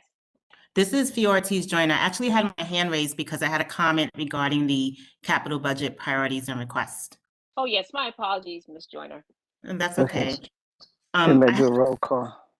I have a comment regarding the capital budget priority 11, which is the agency Department of Parks and Recreation regarding more lighting at Broward Park, and their response stating that we would need to contact our elected officials, the borough president or city council member. I just want to state that currently this is an idea submission for the participatory budget, which has to do with Council District 36. Would that mean that because the agency currently has denied us because of lack of funds, would they approve the project now that we're going through participatory budgeting? This will be approved if adequate funding is provided by the 36 councilmen. Yes, if he provides full funding, then Parks will approve it and install the light. Okay, thank you. Thank you, Ms. Joyner. Okay, so we'll move on if there are no other questions. As I said, item 2 has been withdrawn by the developers. So we're going to move on to item 3, the public hearing on LPC application for 1118 Park Excuse Place. me, Madam Chair. We still have to do the roll call. Oh my gosh. What is it do I have against the roll call? Whitterwax, Mr. Whitterwax, please. Thank you. No problem. I wasn't going to let you get away with it either. Anthony Allison. Thank you. Yes. Thank you. Glinda Andrews. Present. Thank you. Desmond Atkins. Lisa Atkinson. Princess Ben James. Yes. Thank you. Julia Boyd. Yes. Thank you. Gail Branch Mohammed. Yes. Thank you. Jerry Buchanan. John Buckholtz. Robert Callahan. Yes. Thank you. Nora Daniel. Yes. Thank you. Aisha Dotson. Diane Duke. Yes. Thank you. Kevin Farley. Andrea Ferris. Drew Gabriel. Yes. Thank you. Tamika Gibbs. Yes. Thank you. Najani Granville. Yeah, thank you. Igenie Harris Blenman. Present. Thank you. Marva Henry. Yes. Thank you. Surzima Jordan. Yes. Thank you. Francis Langley. Yes. Thank you. Sarah Lazar. Yes. Thank you. Mireille Lemaine. Yes. Thank you. Elaine Mahoney. Kwasi Mensah. Yes. Thank you. Calvis Mickelsteins. Alicia Nocenzo. Fiora Ortiz Joyner. Yes. Thank you. Robert Puka. Yes. Thank you. Yaya Raji. Yes. Thank you. Celine Rosado. Yes. Thank you. Adam Sachs. Yes. Thank you. Brian Saunders. Yes. Thank you. Audrey Tate Hall. Yes. Thank you. Mark Thurton. Yes. Thank you. Greg Todd. Yes. Thank you. Ethel Tias. I'm here. Thank you. Eves Villas. Kimberly Watson. Yrsa Weatherspoon. Yes. Thank you. Sharon Wedderburn. Yes. Thank you. Robert Witherwax, yes. Deborah Young, Yes. thank you. Vilma Zuniga, Yes. thank you. The motion passes 33 in favor. I counted everyone who said present as a yes, Get because ready I to think say that's what you something. meant. Lisa Atkinson. 33 in favor. Lisa Ms. Atkinson. Atkinson. Yes. Ms. Atkinson, thank you very much. Interesting. Thank you. Thank you, Mr. Whitterwack. Okay, so we're heading to item 3, which is a public hearing on the LPC application for 1118 Park Place.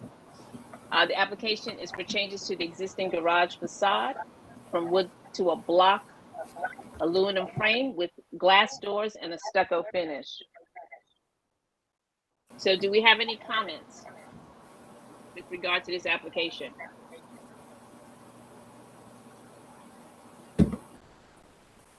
You can raise your hand if you have any questions, if you would like to speak.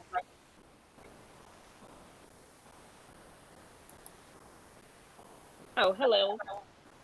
Is Beckel? Have I pronounced that properly? Hi, my name is Helen Beichel. Beichel, excuse me. Yeah. Okay. Please go right ahead.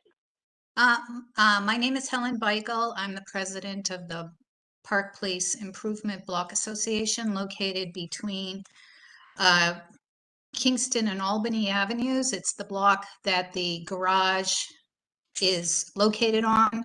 First of all, there's no address 1118 Park Place. The proper address of the block and lot is 1114 Park Place. That has bred confusion with regards to filings with the city on many different levels. So I want that, it would be good to have the record corrected with regards to that. We have concerns, the Block Association has concerns on many levels with regards to the project. We have submitted a petition against the project. I submitted it to the Block Association, and we will also be submitting it to our councilperson's office and to the Landmarks Preservation Committee. First of all, I am wondering whether or not a representative of the LLC is here at this meeting today. And if not, why not? Also, we have concern about the fact that this is primarily an investment property. It was bought in a foreclosure back in 2004, and issues with regards to the title and the address of the property immediately began back in 2004.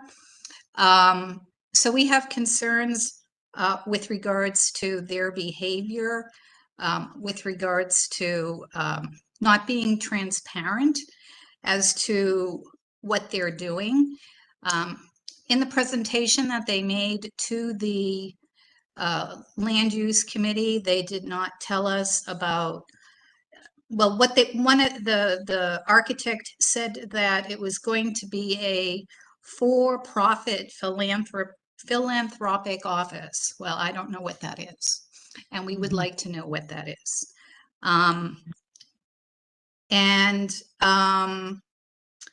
We also have concerns about the usage of the space, traffic in the neighborhood. What is foot traffic going to be like? What's car traffic going to be like? What are the hours going to be like? We also have concerns with regards to the design. It does their proposed design. It's all glass and aluminum, which is totally inappropriate for a historic neighborhood such as ours. So on multiple levels, we have concerns and ask the community board to vote against this proposal. Thank you. Thank you. I just also wanted to note, because you did mention at the top of your testimony that the addresses are not correct.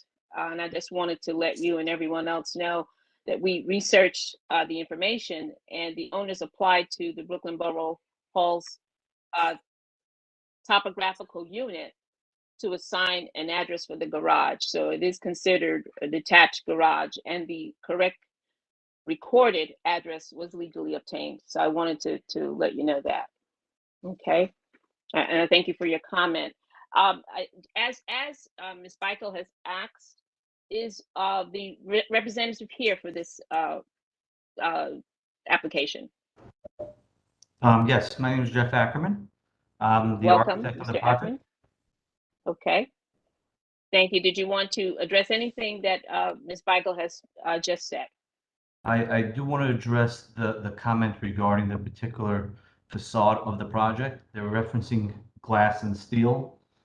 This is actually going to be a brick facade as requested by Landmarks to make a brick. Initially, we actually had a concept to match the neighboring building. They felt that since the existing building and the existing garage that was presently, as per the Landmark photos, does not look historical, that we should try to keep it as plain as possible, not to actually try to mimic something, because in essence, that was never really the historical context of the garage. So they had requested that we keep it as simple as possible. Okay, thank you.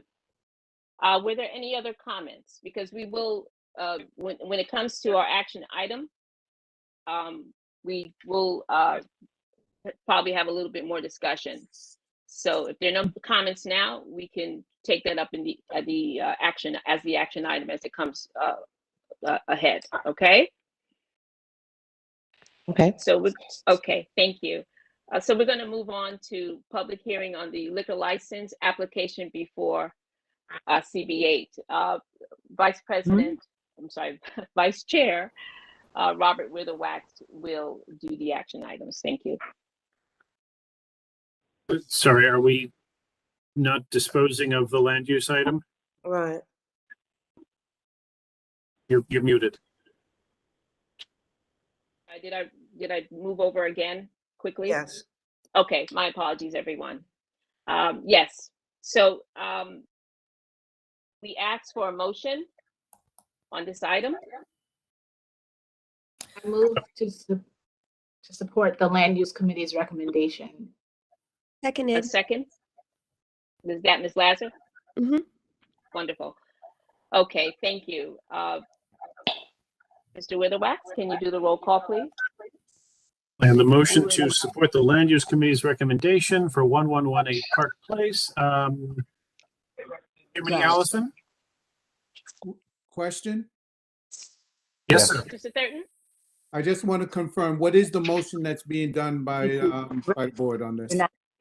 They're not clear. The Land Use Committee voted to, the motion was to withhold support of the application on the grounds that the application is not appropriate with respect to either use or design. So we're supporting that position, so that to withhold support for the applicant. Thank you. I second. This is Ethel Tias. Already been and done. Where Mr. Actually- Allison, you were a yes, sir? One second. I'm sorry to interrupt, Mr. Witherwax. Ms. Marquise, can you mute yourself, please? Sure. Thank you so much. Okay. Ms. Andrews? Yes. Thank you. Desmond Atkins? Lisa Atkinson? Yes. Thank you. Princess Ben James? Yes. Thank you. Julia Boyd? Yes. Thank you. Gail Branch Mohammed? Yes. Thank you. Jerry Buchanan? John Buckholtz? Robert Callahan? Yes. Thank you. Nora Daniel? Yes. Thank you. Aisha Dotson? Diane Duke?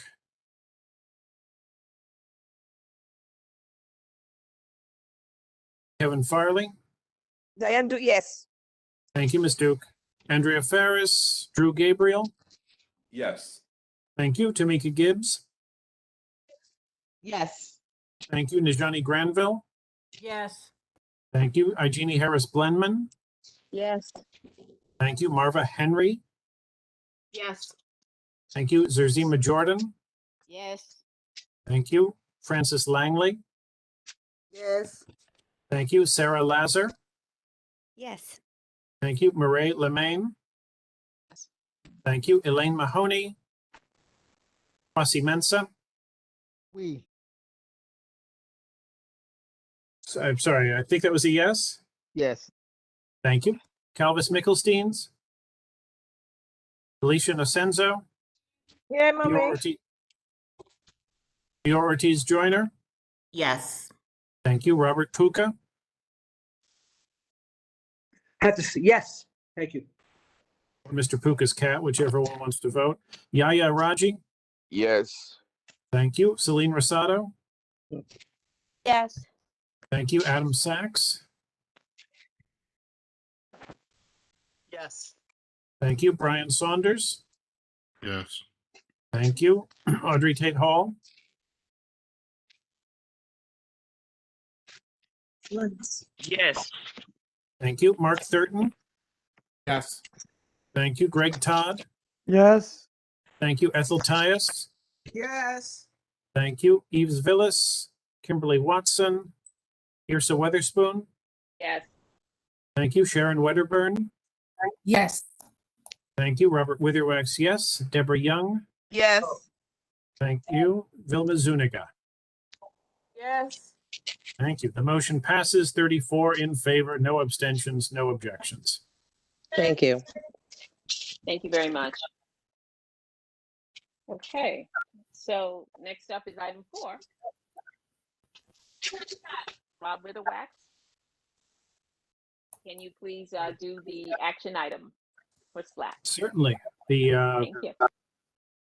The SLA and Sidewalk Cafe Review Committee met on Monday, March 7th, 2022, and discussed the following liquor license applications. We discussed 3 renewals: Rangoon at 500 Prospect Place, corner of Classen Avenue, for a beer, wine, cider license with recorded music in a backyard space.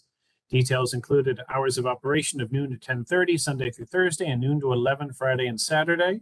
4 tables with 21 total seats, 1 bar with 6 total seats, a 20 by 34 backyard space with the same hours as the interior, and 4 tables with 8 seats each, and a sidewalk cafe of 40 by 12 square feet with 8 tables and 16 seats.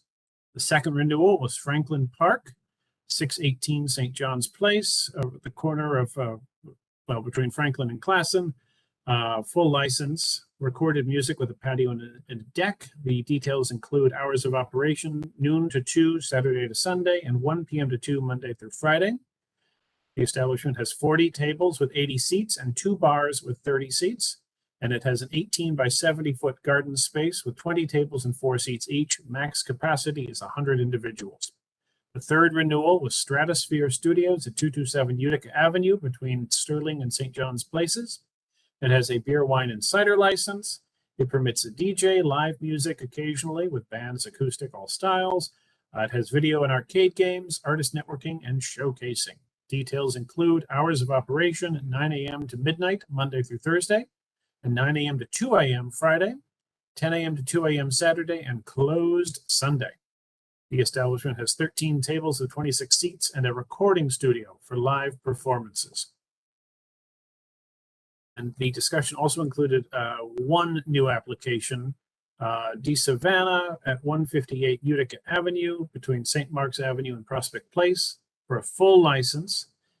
Includes live acoustic music, has a patio and a deck, and a DJ and recorded music. Details include hours of proposed operation, 11 a.m. to 1 a.m. Sunday, 3 p.m. to 1 a.m. Monday through Thursday, and 3 p.m. to 4 a.m. Friday, and 11 a.m. to 4 a.m. Saturday. The establishment will have 24 seats, tables with 48 seats, and 1 service bar with an additional 13 seats. It has a 20 by 40 foot backyard patio, which will close at 10 p.m. Sunday through Thursday and 11 p.m. Friday and Saturday. Maximum capacity of the rear yard is 40, 20 tables with 2 seats each. The maximum capacity of the establishment is 74. The committee voted to support all 4 applications as presented and hopes the full board supports its recommendations.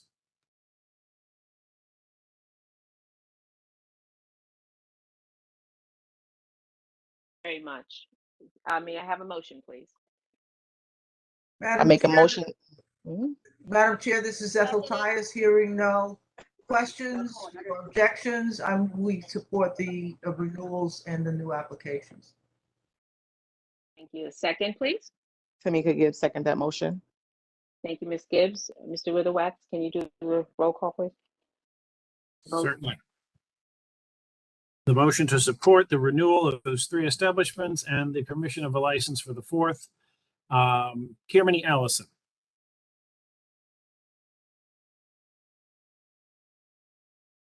Linda Andrews. Yes. Thank you. Lisa Atkinson. Yes. Thank you. Princess Ben James.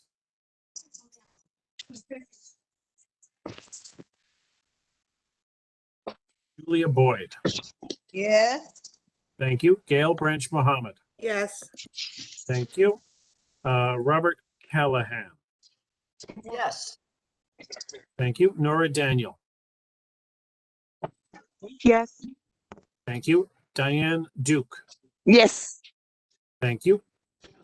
Drew Gabriel. Yes. Thank you. Tamika Gibbs. Yes. Najani Granville. Thank you. Najani Granville. Yes. Thank you. Igenie Harris Blenman. Yes. Thank you. Marva Henry. Yes. Thank you. Zerzima Jordan. Yes. Thank you. Francis Langley. Yes.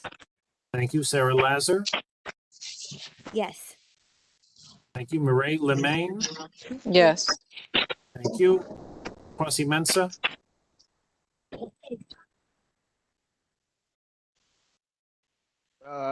Abstain. Thank you. Fiora Ortiz Joyner. Yes. Thank you. Robert Puka. Yes. Thank you. Yaya Raji. Yes. Thank you. Celine Rosado. Yes. Thank you. Adam Sachs. Yes. Thank you. Brian Saunders. Yes. Thank you. Audrey Tate Hall. Yes. Thank you. Mark Thurton. Yes. Thank you. Greg Todd. Yes. Thank you. Ethel Tyus. Yes. Thank you. Eves Ursa Weatherspoon.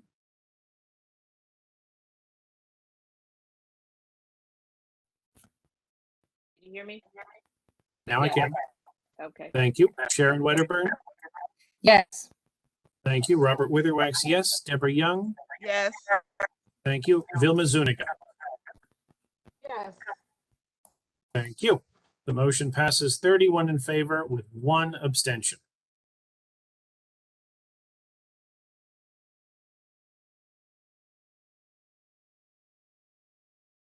Thank you. Mr. Allison, did you have I noticed you had your hand up. Did you have a question? Yes, my vote was yes. I couldn't find the chat feature. Okay. Thank you, Mr. Allison. I'll add you in. Okay, thank you. All right. Okay, so now we will be hearing reports from the following committees. Economic Development. Yes. Good afternoon. I'd like to refer to Drew Gabriel, an executive assistant.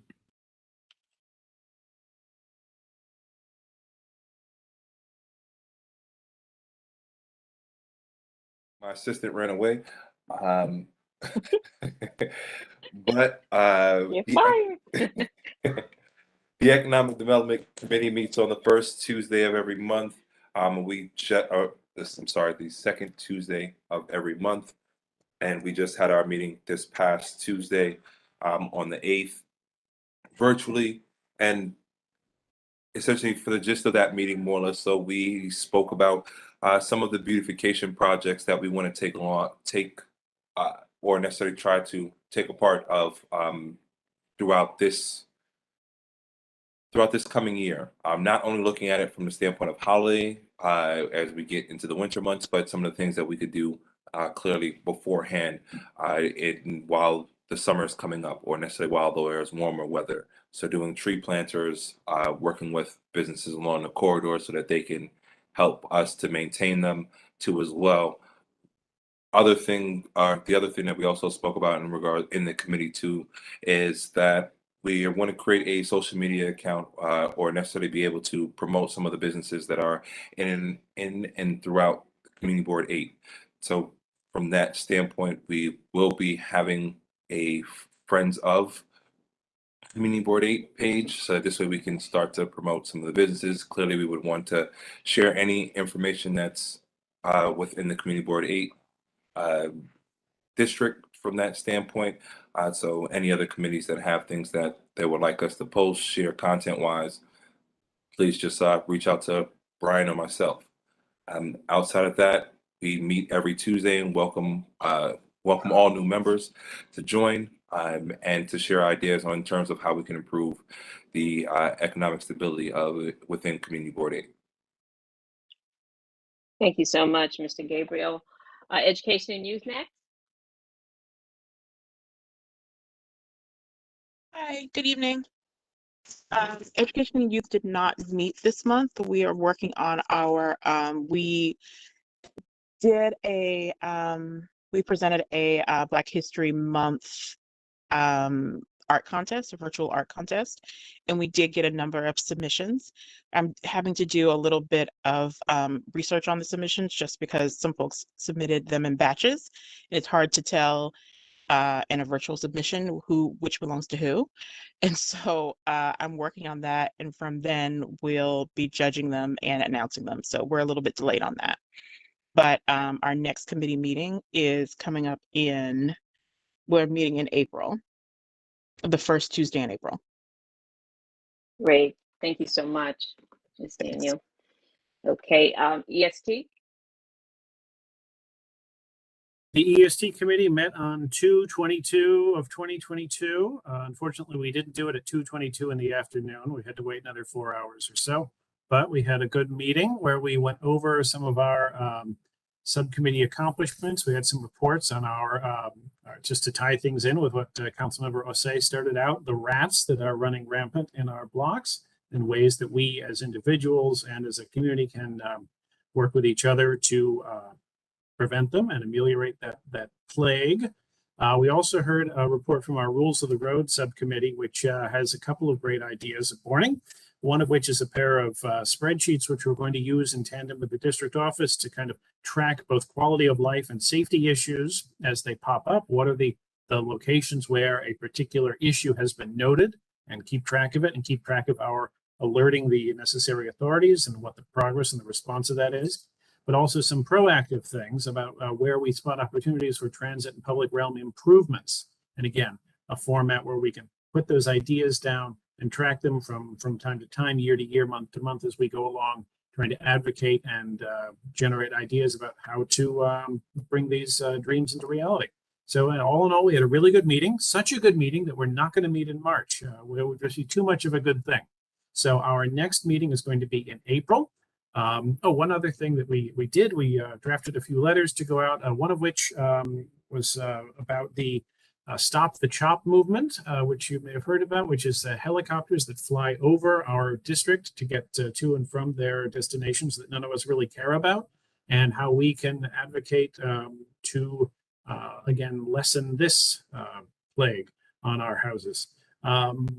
But our next meeting is going to be the 4th Tuesday in April, which is, if I'm not mistaken, going to be the 26th of April. So we will see you then. Great, thank you so much, Mr. Whittle-Wax. Health. May I? Hi, I don't know. May I quickly? Do you have a question about the report that Mr. Whittle-Wax just gave? No, I loved what Mr. Weatherwax said, and I'm an avid supporter of the community and everything we are talking about. I just really would love, as it came up tonight a lot in the beginning statements of everybody, could we try to reinstate the chat? And sorry, I really think it's an important platform for just sharing emails, websites. Okay, I've been kind of a little bit lost as in I writing hear down you. I have to cut across you. I have to cut across you. I hear you. And I've already stated the reason why we don't have a chat. So it's not going to be reinstated this time. So, you know, the maybe in signs future that are being provided that you guys are showing, it's not going to change anything at this moment. Okay. And right now we are in the middle of our reports. This is not a time for comments. So we're going to move on to our reports. Okay. So the next report up is health. Thank you.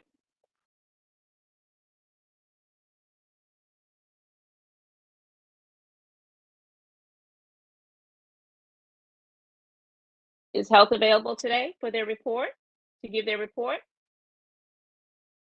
Okay, we're going to move on to housing. Well, I'm sorry. I'm the only one here, I guess, from health. I'm not the chair. YC Lancer, member of health. We're going to meet next Thursday, 6:15. You can get the link on the website, the CB8 website, and one of the topics will be a discussion about sickle cell. A friend of mine is going to be talking about sickle cell and if we could prevent or definitely stem its transmission. That would be next Thursday, 6:15. The Health and Human Services Committee. Sorry, no one else is here. Well, Great, thank you, Mr. Mensah. Housing? You're welcome. Thank you. Chair Weatherspoon, do you want me to mention what we spoke about last night?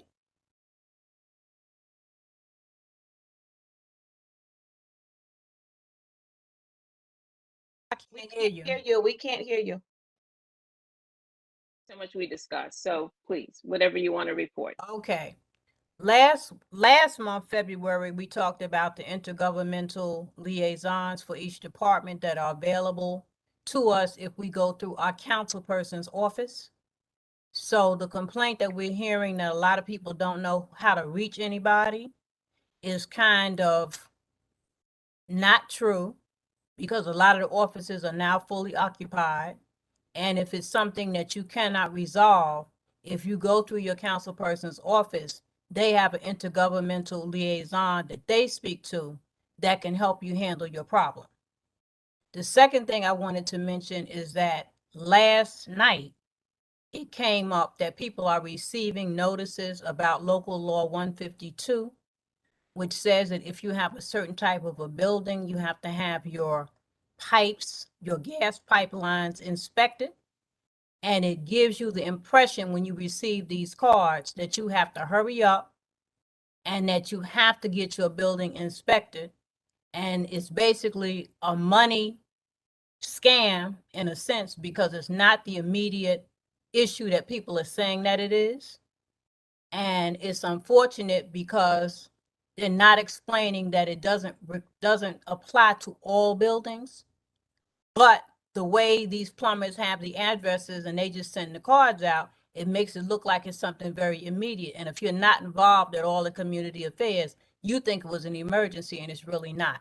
So it's something that we're going to be asking through the office if the Department of Consumer Affairs has any remedy for people just sending out things like that. And I think you all already have received notice about Mr. Agnati, the fact that he will be coming out to speak. So that's basically all I have for housing at this particular time. Thank you. Just remind us when you meet. The second, I'm telling you, the second Tuesday. I hope it's the second. Wait a minute. Second Wednesday. I'm getting my Tuesdays and my Wednesdays mixed up. Sorry about that. No problem. Thank you. Okay, Parks, Ms. Andrews. Yes, this is Ms. Andrews. The Parks Committee met on March 1st. We have news about St. John. They're going to be offering the summer outdoor camp. So you can go to the New York City Parks website to find out more information how you want to enter your children on the list to possibly be on the camp for this year.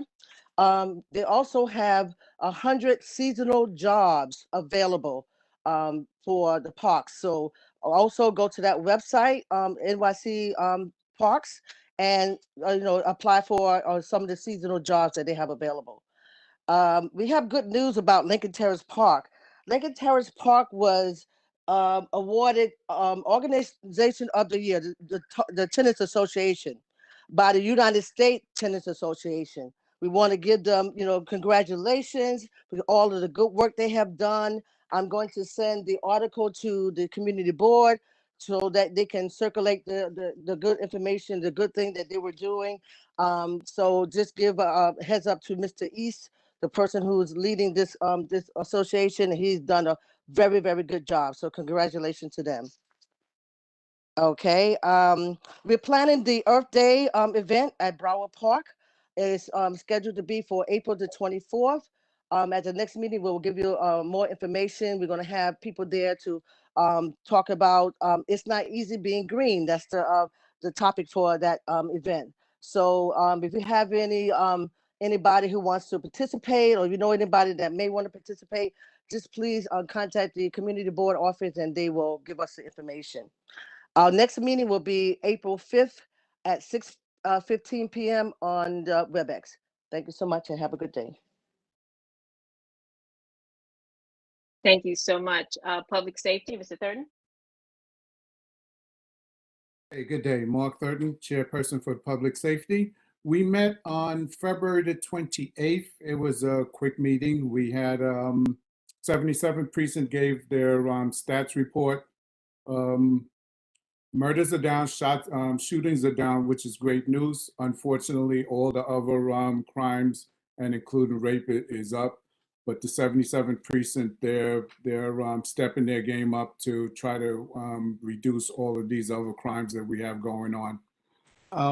What else we have going on? This the mayor has introduced the gun unit. They're going to be back in effect. It's going to come back into effect in April. So we're going to get more information on that at our next meeting. And what else we had going on at that last meeting? That's about it. Our next meeting will be on March the 28th.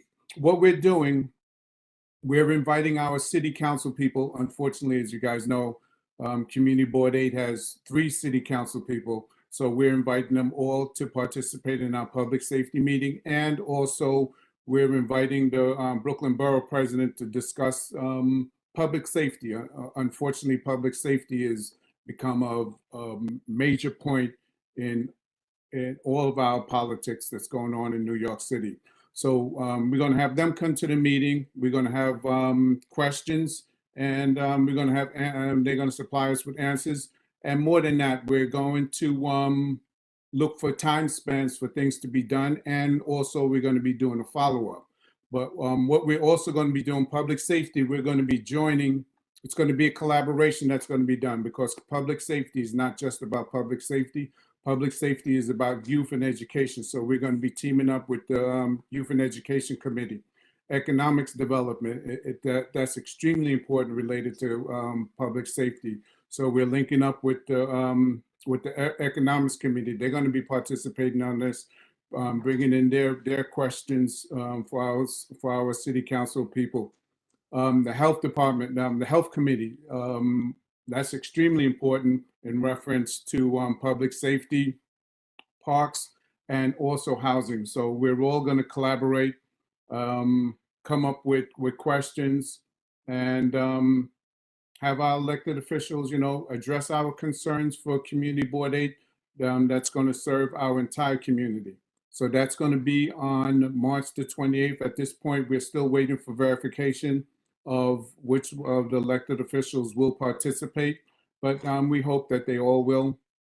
Once we get that information, we'll send it out to the community board, and we're also going to be looking for questions that the community has that we can address to our city council. So that's going to be for March the 28th by way of WebEx, and the community board. Once we get everything together and confirmed, we'll send it out to community board, and we definitely would like to have you guys questions brought into the community board that we can address directly to our city council people and see how they're going to, what's their plan. More importantly, for them to get it executed and for us to do follow-up for these things to be completed. And again, March the 28th by way of WebEx, that's going to be on the Monday. That's about it. Any questions? Thank you, Mr. Thurton. Okay. Okay, seniors, Ms. Mohammed. Yes, good evening. The senior committee met the first Wednesday of the month. We had for Women's History Program month, we had Deputy Borough President Diana Richardson speak to our seniors. And she told them about her priorities for her new position as Deputy Borough President. We also continue to do food distribution at the St. Louis Center, located on Kingston between St. John's and Sterling Place. We also had Assemblywoman Stephanie Zimmerman come out and do a demonstration on how to use the home self-testing kits for our seniors. And it was very interesting, and I think that the seniors, each senior got 2 boxes to take home with them, which was good for 1 month. And for March 18th, we have invited 10 seniors to participate in a women's history program at Brooklyn Academy of Music. The movie there, they'll be able to go for free. And the movie playing is The Imitation of Life. And many people have seen the movie. And the interesting part of it is that the lead actress, Black female actress, Louise Beavers, it was the first time in American cinema that a Black woman's problems were told in a movie. So it has real significance of not only being right after Black History Month, but also for Women's Month. And anyone that has seen this movie knows how dynamic it is. And we're hoping that, no pressure, Brian, we're hoping that the 77 precinct will provide transportation for our seniors, and they will enter for free, and they'll also get free popcorn. We will continue to do events that involve both cultural, educational, and recreational programs for our seniors. So thank you. Thank you, Ms. Mohammed. Veterans?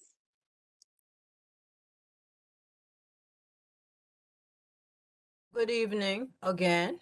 I just wanted to let you all know that I will be attending some meetings with the other 2 boards who had already been responsible for the Veterans Appreciation Parade. And at this point, they're talking about possibly expanding the route, but I will let you know more when I know more. So I'm looking forward to that because it would be the first time that Community Board 8 will be formally included.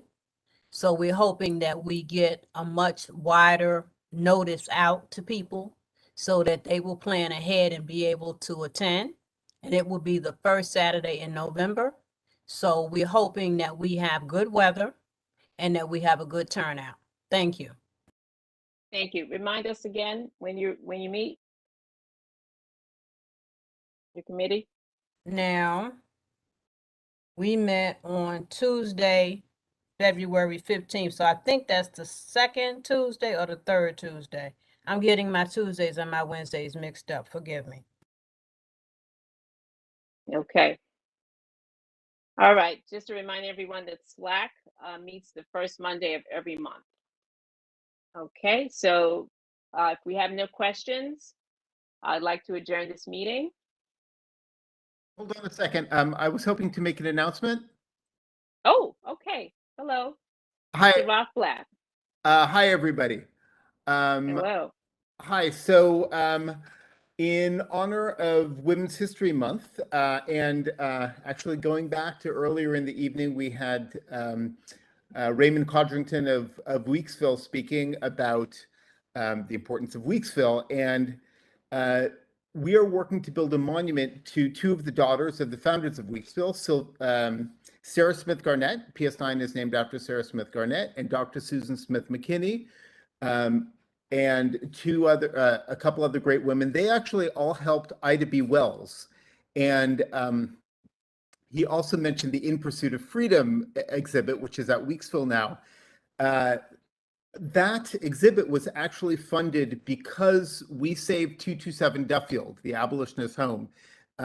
After we saved that building, the city pledged $1 million for a exhibition. The other $1 million that they promised was, and the In Pursuit of Freedom was that exhibit. There's another $1 million that the city promised to build a monument to 19th century Brooklyn abolitionist history. And we're going to have a community engagement session on that. So this is going to be in downtown, regarding downtown Brooklyn. It's a Zoom meeting, but it has a lot to do with Community Board 8 history. So I'd like to invite everyone to our community engagement session. I will send it out, but in the meantime, this gives, I'm going to include, hopefully we can share a link.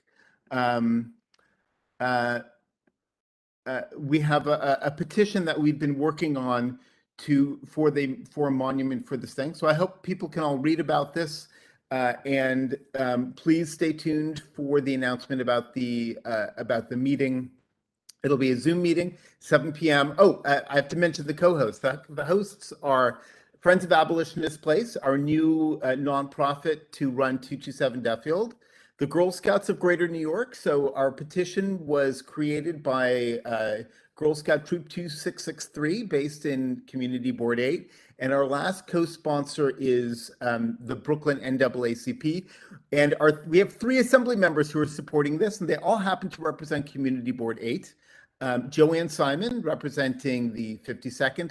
Bobby Carroll, who will be, presumably will be representing Park Slope, and Stephanie Zinnerman are all co-sponsoring this event. So we've got a lot of connections to Community Board 8. And I hope you can all join in, and we can take control of our own narrative in Brooklyn and celebrate our own history. That's it. Thank you.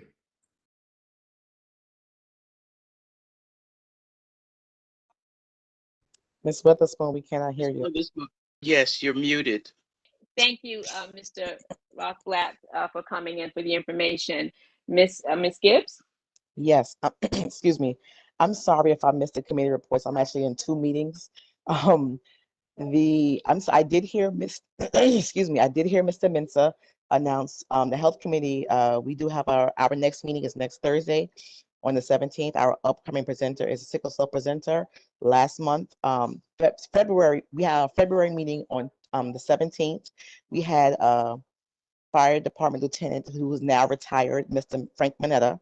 He was very encouraging, very informative, and he gave us a wealth of information. Thank you to him, and we wished him a very welcome, good retirement. I want to announce I want to tell everybody, the health committee is working on a upcoming event for possibly in June. I will be reaching out, if I haven't already, to the Parks Department. Ms. Granville, you are definitely a person of interest that we want to talk to, because we were told that the health committee had a fair like this a couple of years back. So you are our lead point person, so I will be calling you directly. I know quite a few other committees, because we want to make this a CB8 fair to kick off the summer and to get everybody moving, because we are able to go out a little bit more.